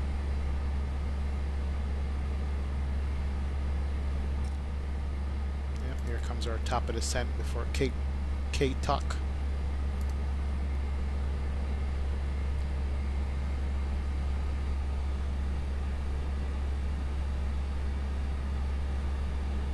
And that's the good thing with FSGRW. It gives you clouds aloft. We're at 39,000 feet and we're passing clouds over here. That's good. I don't think default weather gives you that. So it gives you the clouds up to a high altitude.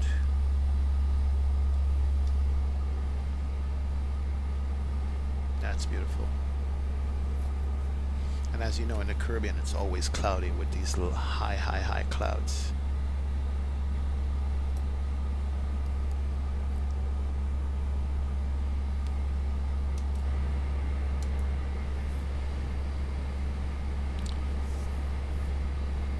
All right, and let's see.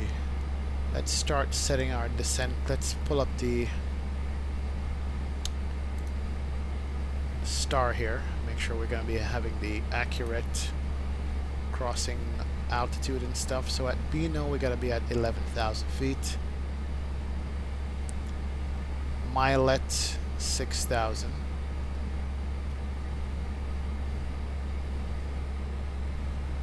$11,000 at Bilo. That's set. Milet 6,000. That is set. And then from Milet we go to Wesson, Joril, and SJ.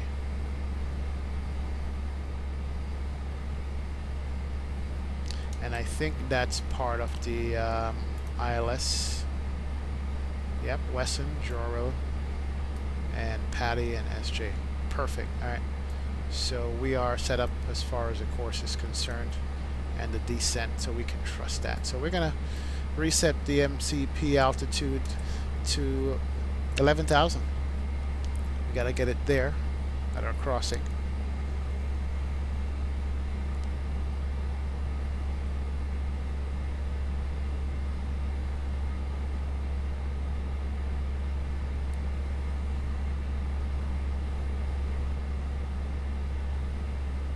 So our top of descent should be coming about 70 miles here. Okay, cool. We should be showing up on this navigation display.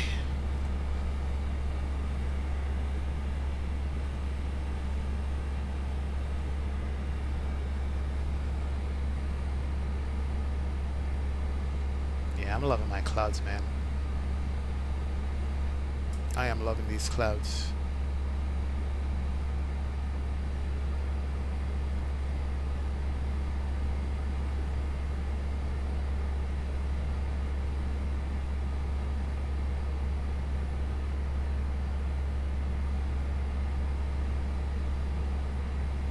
Well, not a bad flight so far.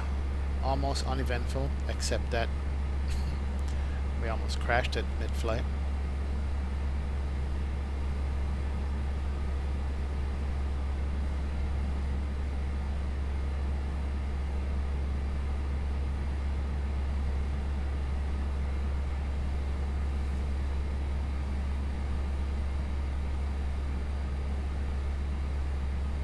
Can't get over these high clouds, man. This thing is putting some good weather in the sim.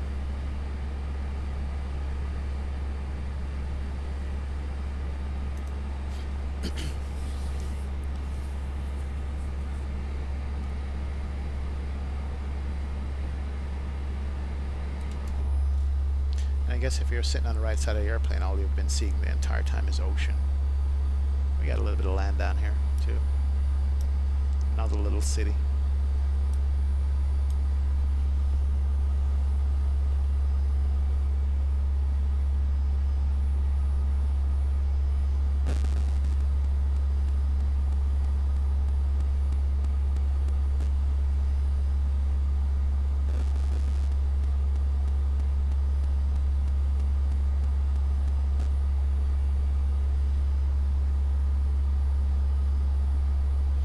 That bass that engine makes, just sitting behind the engine, is so nice.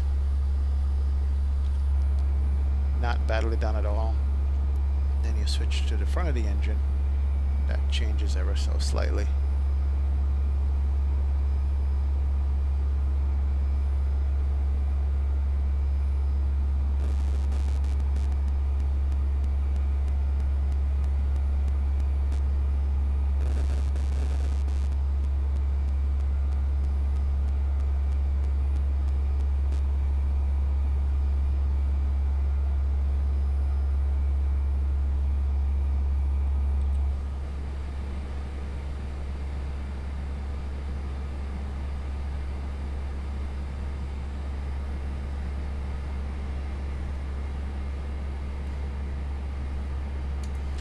Alright, so we're going to be heading back out over water.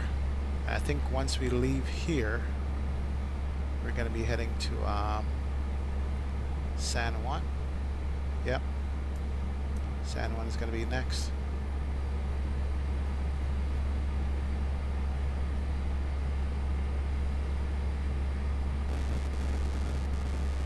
Alright, let's reset this down to all the way down to 11,000. There you go.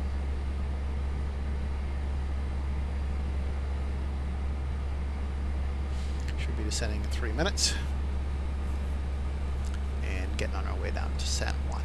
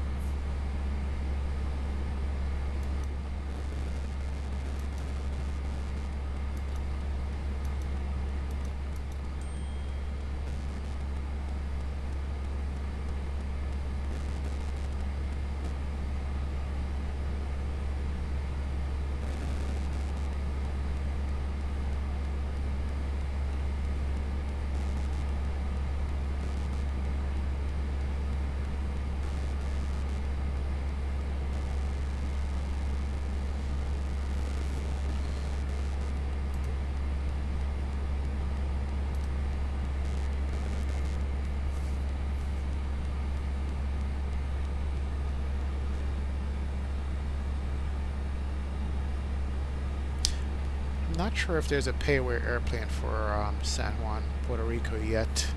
I do have a freeware airport landing in there. It's been a while since I've been into San Juan or landed in San Juan. It's been an awfully long time, so not entirely sure what that airport looks like at this point.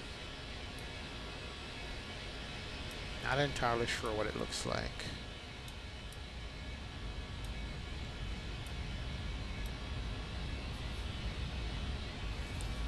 But we'll see when we get there.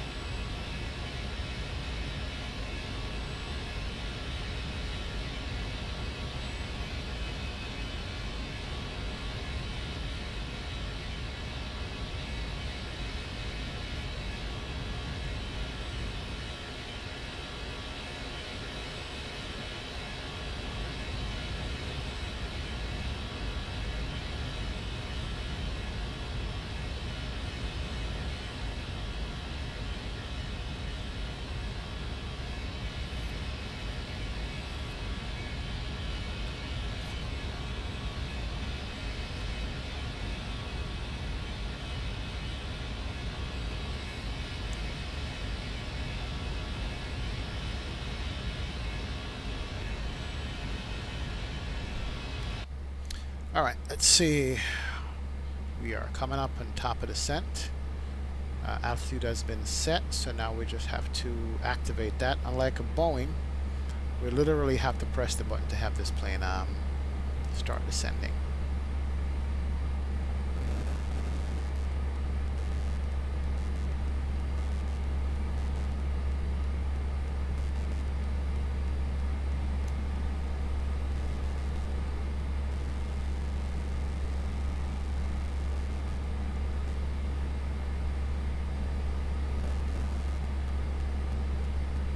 About 130 miles out of Puerto Rico right now. 120, 130, yeah.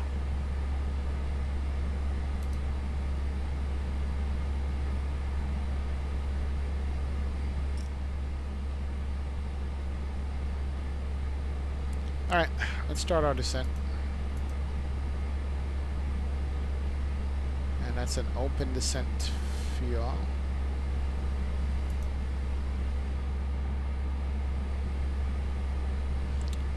Manage descent. Let's put in a manage descent mode, and we are starting our descent right now. Ladies and gentlemen, from the flight deck, we're just about to begin our descent, and I will be turning on the seatbelt signs shortly. So please return to your seats as soon as you can. Thank you.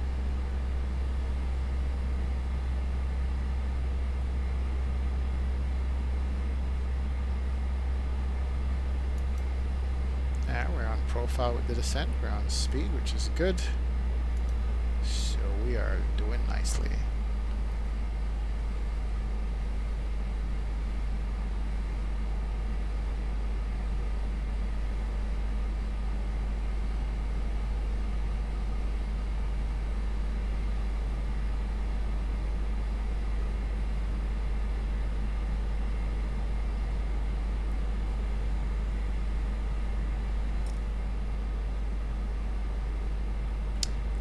Basically, make a right turn at Takeoff and then head towards San Juan.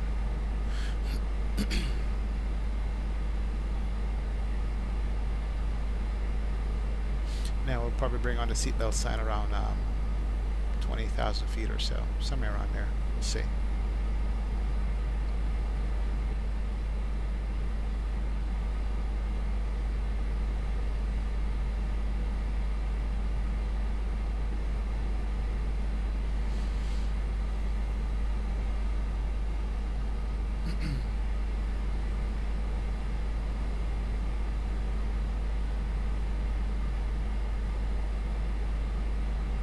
Alright, so we have our land altitude set. We have our landing data set. It says check QFE, and I think was 3014. Let's go over here and make sure. Yeah, 3001. That's what it was. We're going to set that here in a sec. And let's go back to our browser, make sure that's what we had. Sky vector for San Juan. Let me see if there's any weather in San Juan real quick. Let me check. Nope.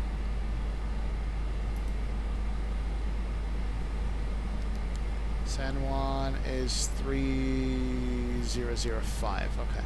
Alright, so it's been updated. 30.05. Yep, I'll check QFE here in a second. And the winds are pretty much the same. 1005 knots, 10 mile visibility, scattered 2500, 26 degrees C. That's good. Alright. Alright, so we're good on the temperature. We're good on the wind. And we can do 3005 on this thing here.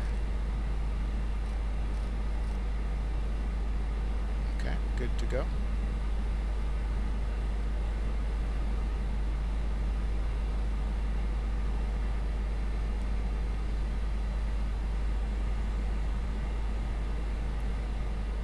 We're still on the profile with the descent, a little profile ball right here.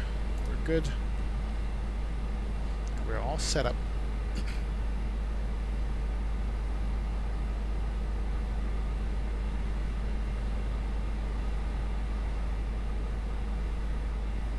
And we can see where it's going to put us at 11,000 Beano, it says.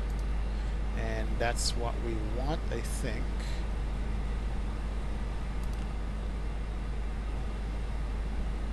11,000 at Beano. Alright, so we're good.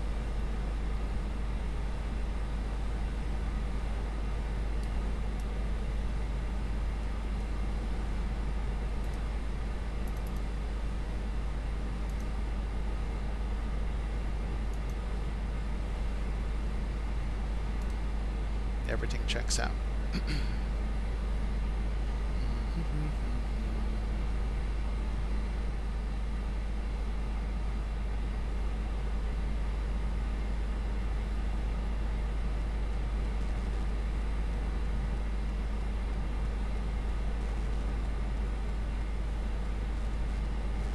If you look closely, you can see that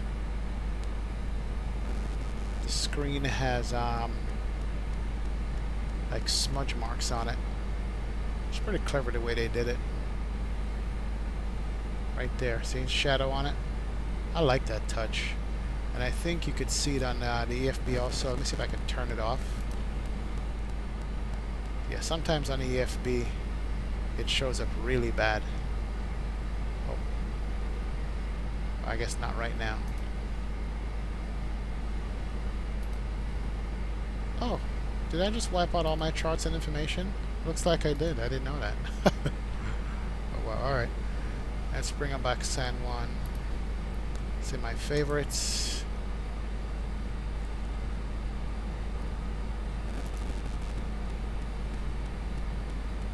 Alright, still have my data all the way up. That's good. I don't need Navigraph or anything like that. Or SimBrief, so we're good to go. Alright, we're good. What we're going to need is just the ILS and so forth. We can turn that on. Yeah. Alright, we're good.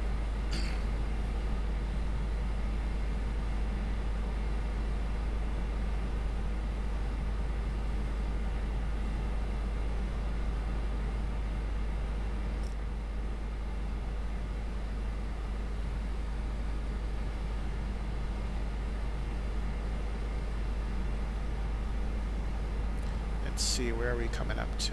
Alright, we got Puerto Rico coming up off to our right. Which is good. Can't see anything because of the clouds. Hopefully we'll get down below the clouds to get some good views going in here. See what happens.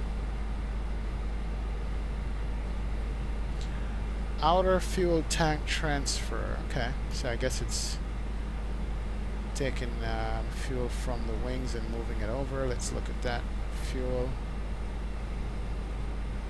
See the little arrows right here showing that it's transferring fuel from the outer tanks to the inner tanks. That's pretty interesting. It's actually counting down. It's at 500 kilos for 90. Yeah, it is transferring fuel. You could actually tell and see. And the fuel flow, 7 kilograms per minute. Fuel on board is 28. So I wonder if it's going to transfer all the fuel out or just some of the fuel. Man, they modeled this plane so good. You'd never get this with the JAR A320.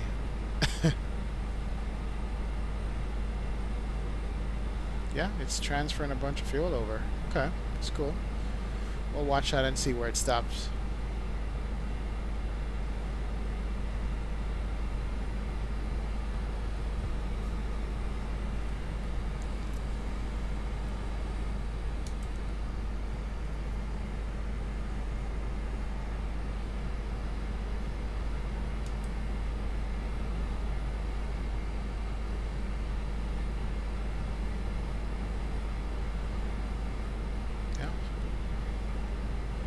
Still transferring fuel.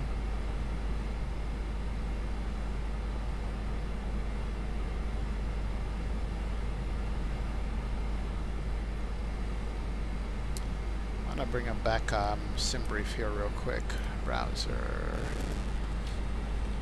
I'm gonna see if the fuel predictions is good on this plane based on what SimBrief said it should be.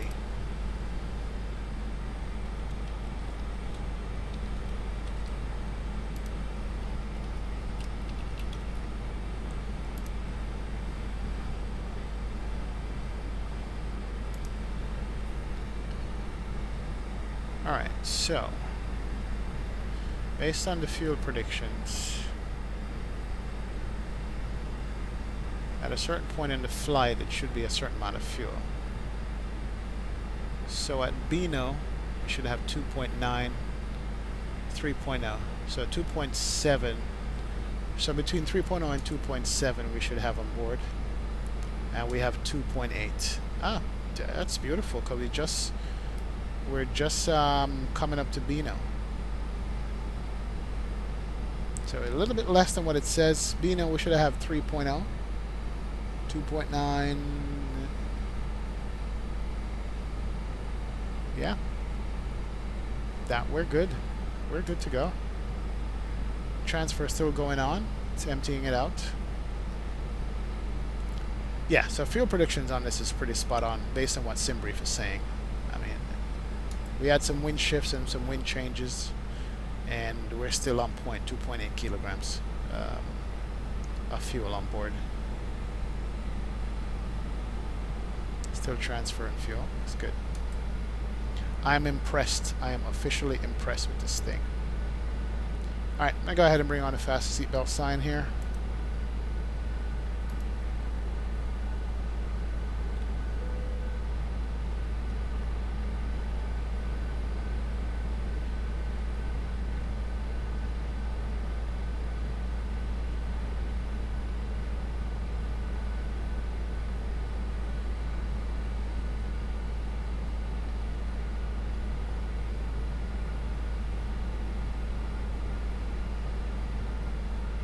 Alright, we're gonna do auto brakes to low. I think we can go ahead and arm our ground spoilers.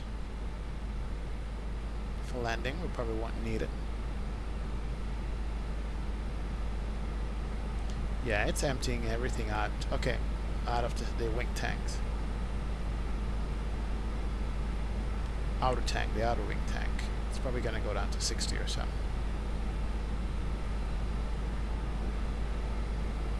Not bad.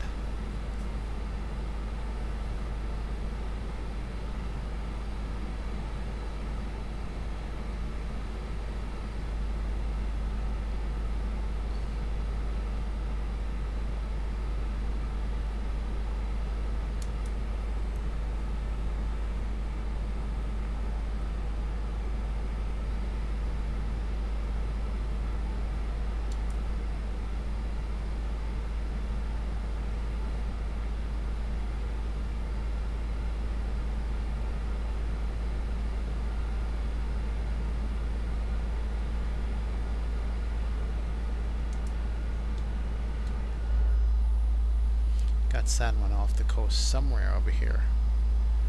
Puerto Rico, I should say. Can't see it though because it's cloudy out today.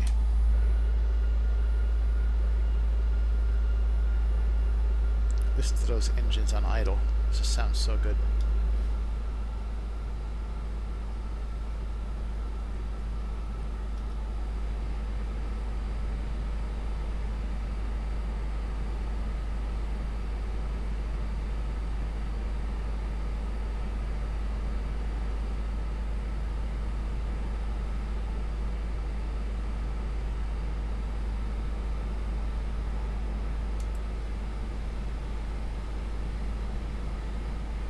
Alright, transition altitude.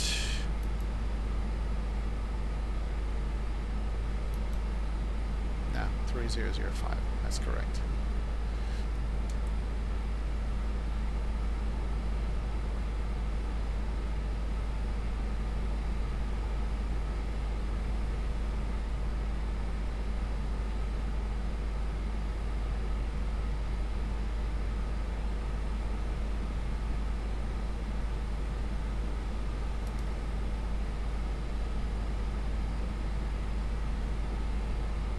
Alright, after Bina we need to be down at 6,000.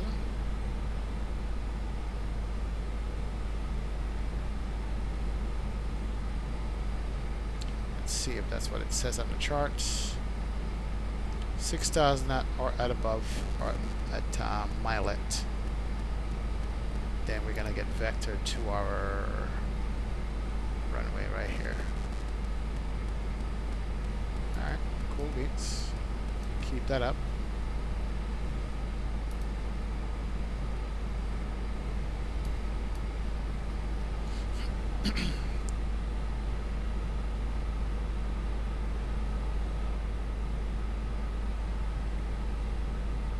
So let's drop this to 6.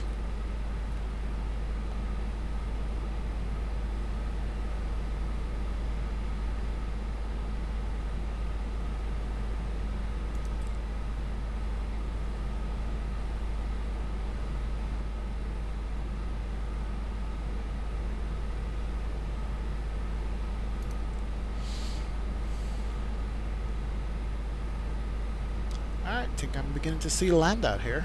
There we go, right there. Got a little bit of land off the coast. Yep, a little bit of land we can see. coming in.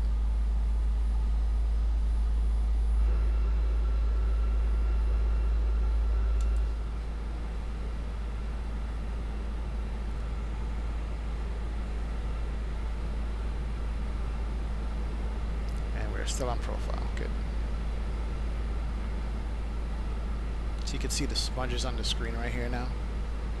Yeah, it's pretty good.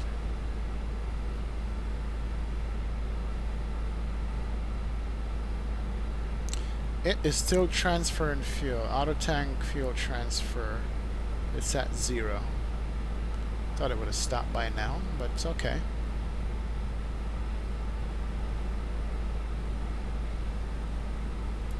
Turned it off.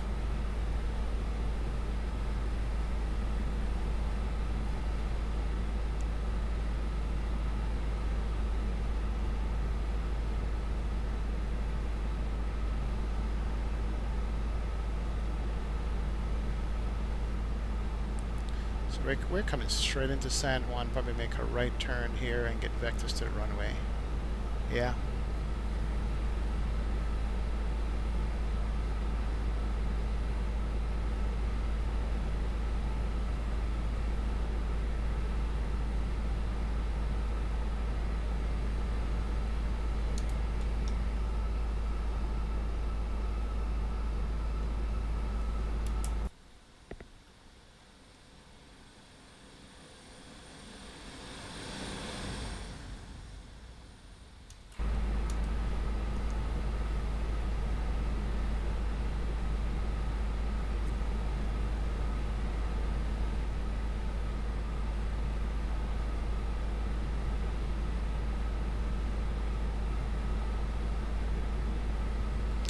Just double check these clouds and sky vector and see what it said.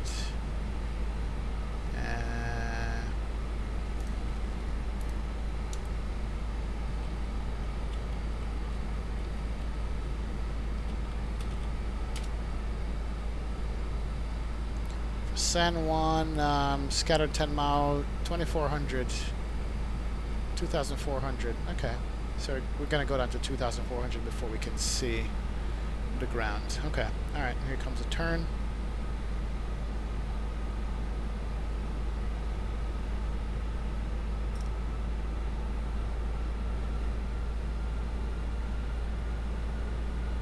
Alright, so we're gonna go and get vectored from Milet to Wesson, which is the first waypoint on our...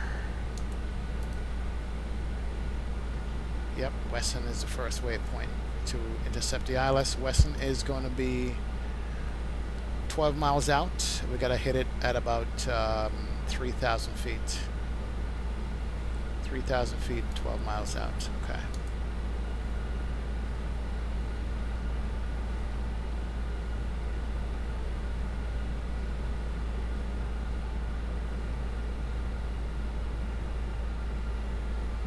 It's going to be a pretty sharp turn to intercept that course, but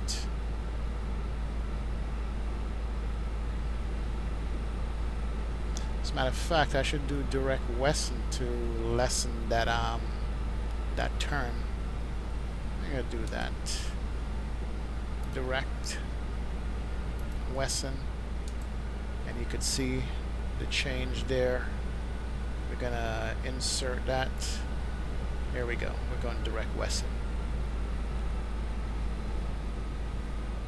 And Wesson should be about 3,000 feet. It has it at 2,400. That's perfect. So that it's going to be under the glide slope at Wesson, 2,400. Yep, that's good. All right. So that intercept is going to be good.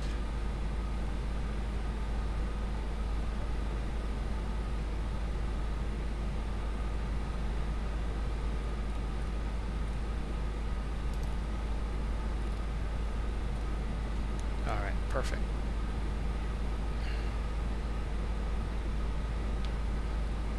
Let's ding the cabin here. It's 10,000 feet. We can turn on the landing lights.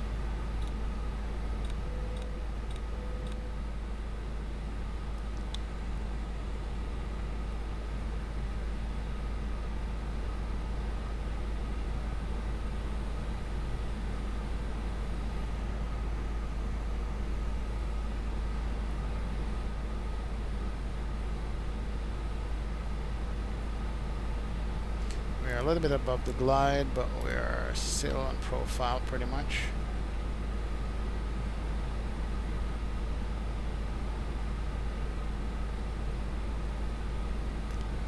And we should intercept 2400 before, so we can give us a chance to slow down. Because we're going to make the left turn. We're going to be about, as I said, 10 miles out. So we got to configure too with the speed and everything. And what speed does it have us at? 201. That's good. Gonna start bringing the flaps out there.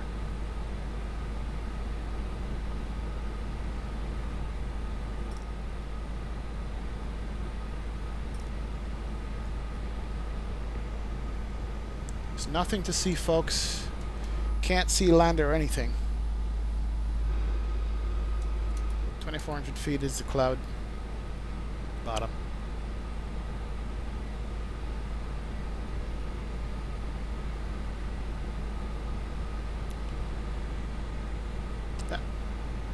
Weather reload and reload us up below the clouds. Alright, I guess I'll take it. Not what I was looking for, but now we can see what we're dealing with here. I think the airport is over here. I think that's the field, but we still can't see it. It's still kind of cloudy out.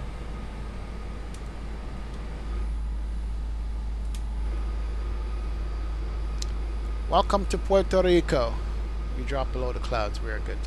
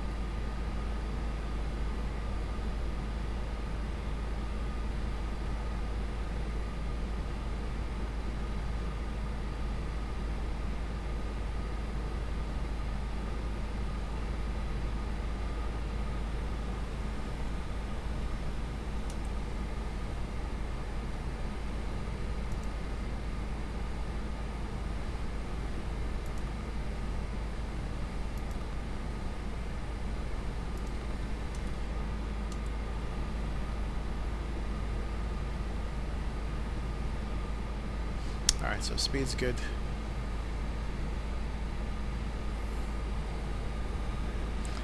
Coming over the coast here. Not sure if this is ortho scenery or not. Maybe it is. I think it probably is. Very nice. Got a misty day out today. No rain though.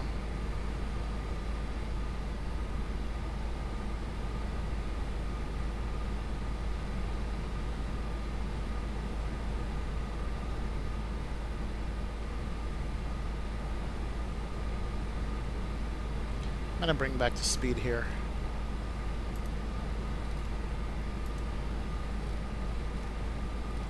Go back to 210 on the speed, because when we make that turn, I want to make sure the airplane we get 200 knots. Make sure the airplane can make that turn.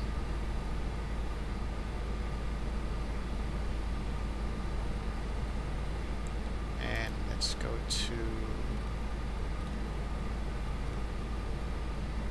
1,000 feet a minute.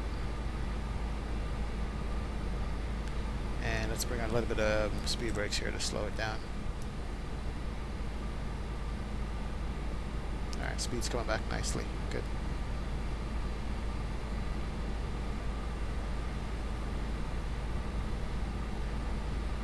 As a matter of fact, I'm bring it back to 180.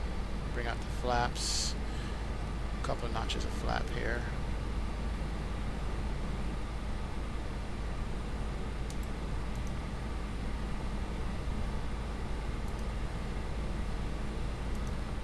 .125, so 130 is going to be our landing speed.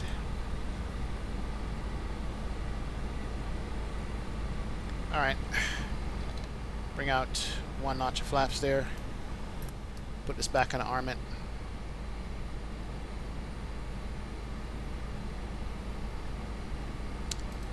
Land the landing system and the approach mode. That's armed.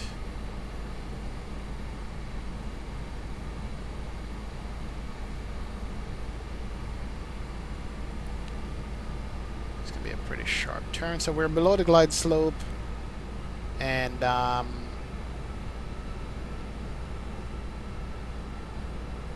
gonna be a pretty sharp turn to join. There we go. All right, we are joining.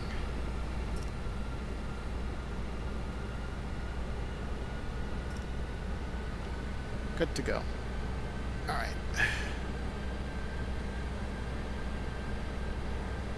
Here comes the localizer coming in. And we're below the glide still, and I think the airport's in front of us. Perfect. Cabin crew, please prepare cabin for landing. Ladies and gentlemen, we are now on our final approach. I'd like to thank all of you for flying with us today. We appreciate the business and we hope to see you again soon. Thank you. And here comes the glide slope coming in.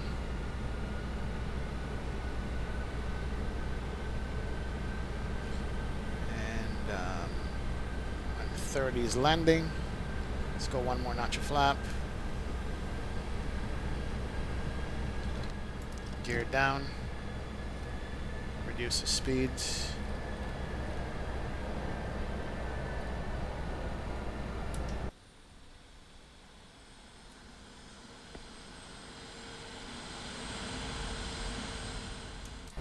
And we can turn on our landing lights.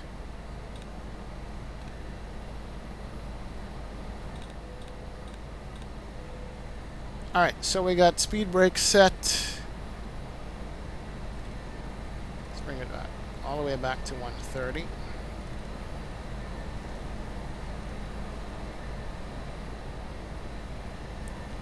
And we can go full flap, full configure. Here we go.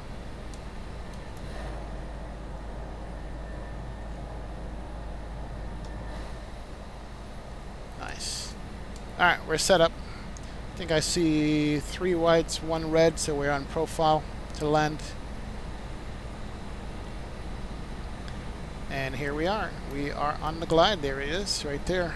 Missed approach is to make a quick left turn heading 320, probably go downwind and come back at 2,400 feet if we have to do missed. But we're good to go. That's the outer marker that we're listening to right there. And as far as this, we see if we can get off to the right. Okay.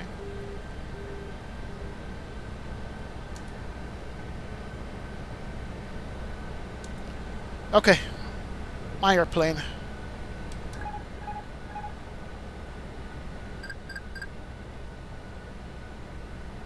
Alright. We got manual control, autopilot is off. We got flaps full, spoilers armed, signs on, gear down, 3 greens.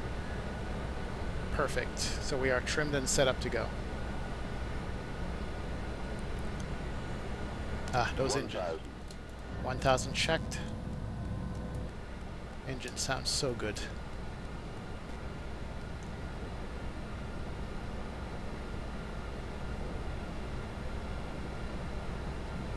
Alright, a little bit below the glides. Let's nose them up a little bit.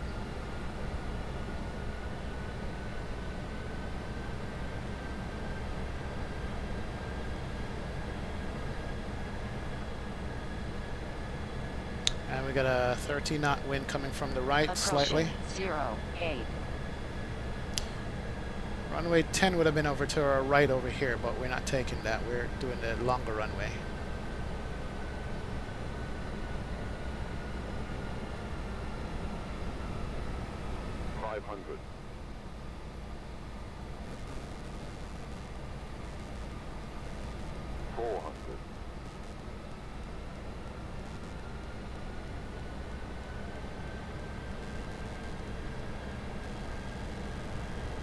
Approaching runways. 300.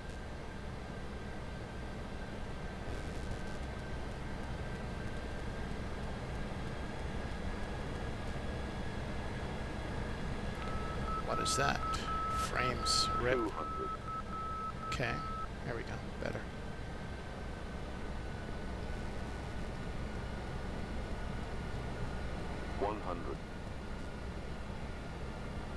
Think rate.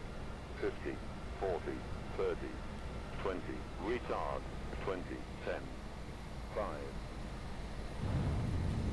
All right.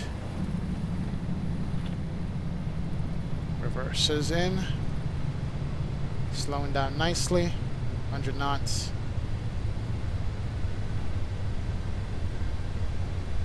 $80 knots. Start the reverses. Manual braking. 60 knots. Here we go. All right.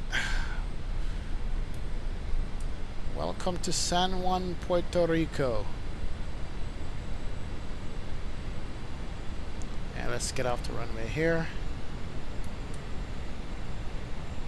Perfect. And let's just stop it right here. Ah, good to go. And once we stop, turn off the master for the APU. Start up the APU. Strobe can come off. And we can turn off the runway turn-off lights and landing lights. Taxi light can remain on. APU is firing up. And we can start bringing up the flaps.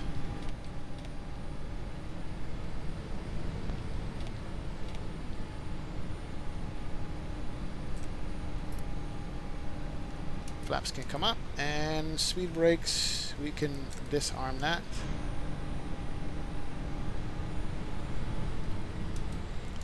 There we go. Alright, and let's check our taxi, see where we are. We're just gonna make a right, taxi back in November. Okay, cross this taxiway, make a right in November, taxi back.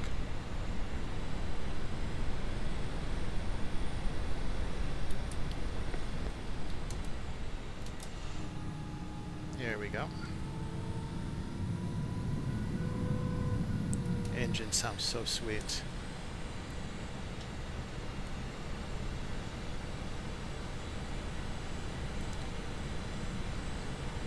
Alright, we can kill a clock. Flight time 1 hour 49 minutes. Okay.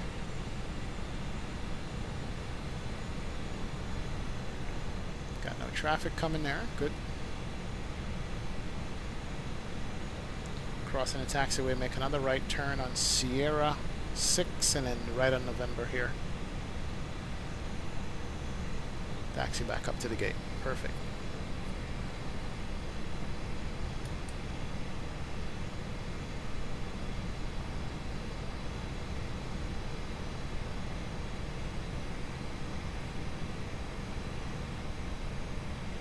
Alright, we're close to San Juan, guys. Not a bad flight at all. I will take it. We'll turn off the terrain radar. It can come off.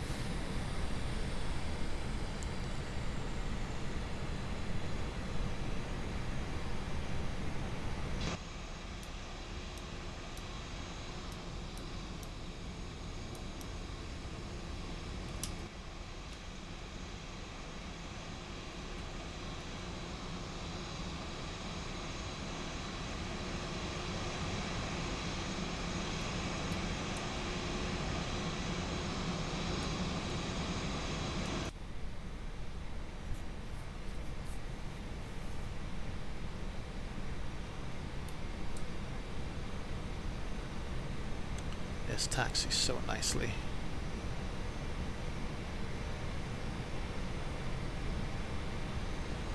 Just in time for the sun going down. I think I'm going to redo the ortho scenery for San Juan. Need a higher level ortho for it to look good.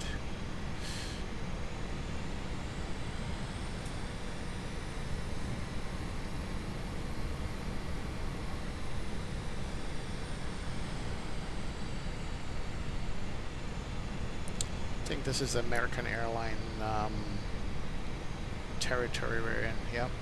All the taxi jet bridge says American Airlines on it. Literally all of them. But I'm gonna park one of those American airline gates. And let's put it in this gate right over here to our left. Turn off the taxi light and pull it up in here. I don't even know what who did this airport. I downloaded this a very long time ago. I haven't really used it ever, really.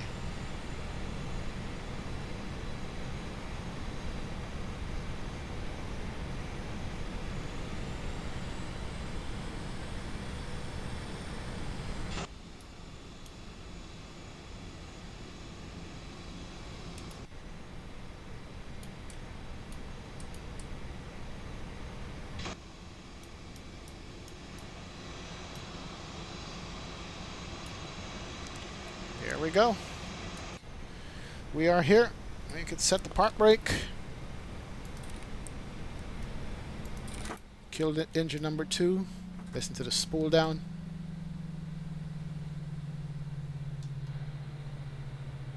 Yeah, awesome sound, awesome sound. Thanks very much, Horde of Saint. Appreciate it, man. I'm gonna actually do a replay of this landing here shortly, but before we do that, let's do some house cleaning. Turn off the beacon lights. Seatbelt signs can come off. We can let the passengers off. We can turn on the APU bleed to get some air going, and we can turn off all the fuel pumps. Yeah, these sounds sound way better. Absolutely does. I am liking the sounds here. All right. Let's disconnect from squat box, and then we'll do a replay.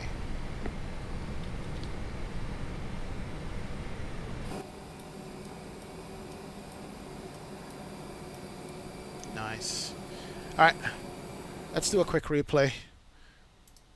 See how we did on the landing.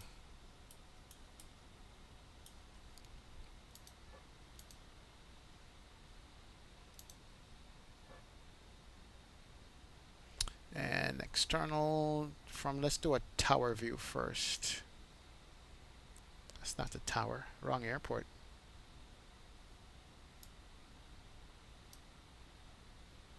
There we go, this tower.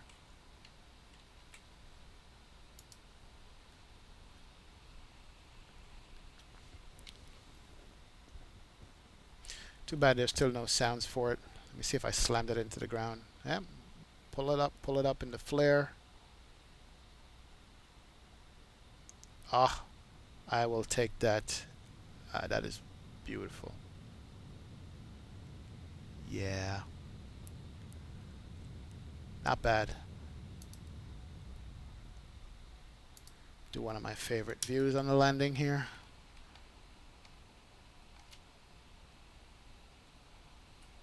Too bad we have no sounds, man.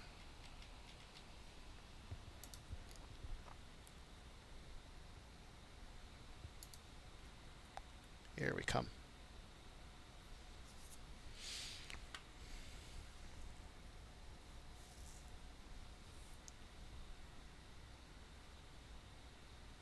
Pull it up. Yep, I was going, descent rate was too high. Here we go, coming in. Nice. I have to say that's one of my better landings I've done. It's one of my better landings. Couple more. Let's go towards the end of the runway.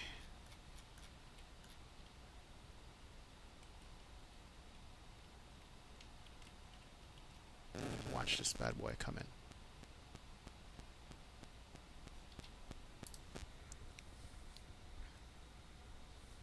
See a little bit of crab because of the crosswind that we had.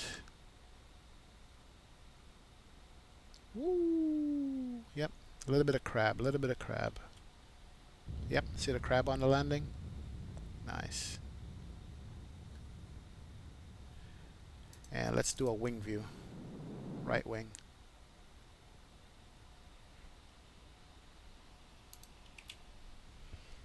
Yeah, sounds are missing from this, man. If we had sounds, it would be awesome. I didn't realize there's a roadway coming over the water right there.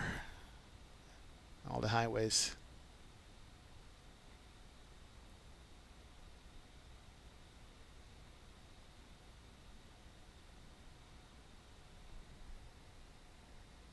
Yeah, thank you. Yeah, you told me it was a nice landing. I was concentrating too much to realize how nice it was. I couldn't tell really. Look at the detail under here. Nice rollout.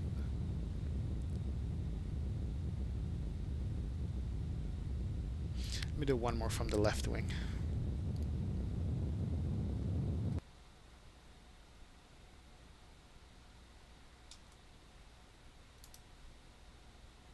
City in the background.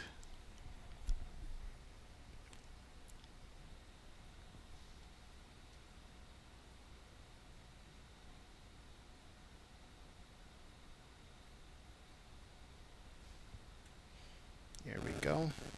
Yeah, I gotta get a higher level ortho around this airport. Make it look really sweet. Not bad. Wing flex is pretty. Here goes the reverse. Perfect, perfect, perfect. I like. Alright, one more from an external view, guys, and then I'm going to call it a night. This flight took a little bit longer than I thought it would. Setup took a little bit longer. I wanted to do a second flight tonight, but didn't work out. So, do one from this view here.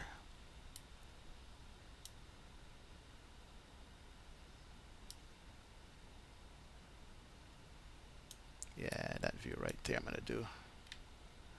But this is where I'm going to leave you guys, man. Thank you so much for joining me on the stream. Thank you so much for supporting me. Hit that like and subscribe button. And you'll be able to follow me whenever I get on stream. I'm going to try to stream tomorrow again. Not sure yet, but if you hit the follow button, you can get advance notice if I'm going to be streaming. But thanks a lot for joining me. Let me go. I'm going to end it right here. All right. Appreciate it. Good night to everyone. And let's hit some music on the way out.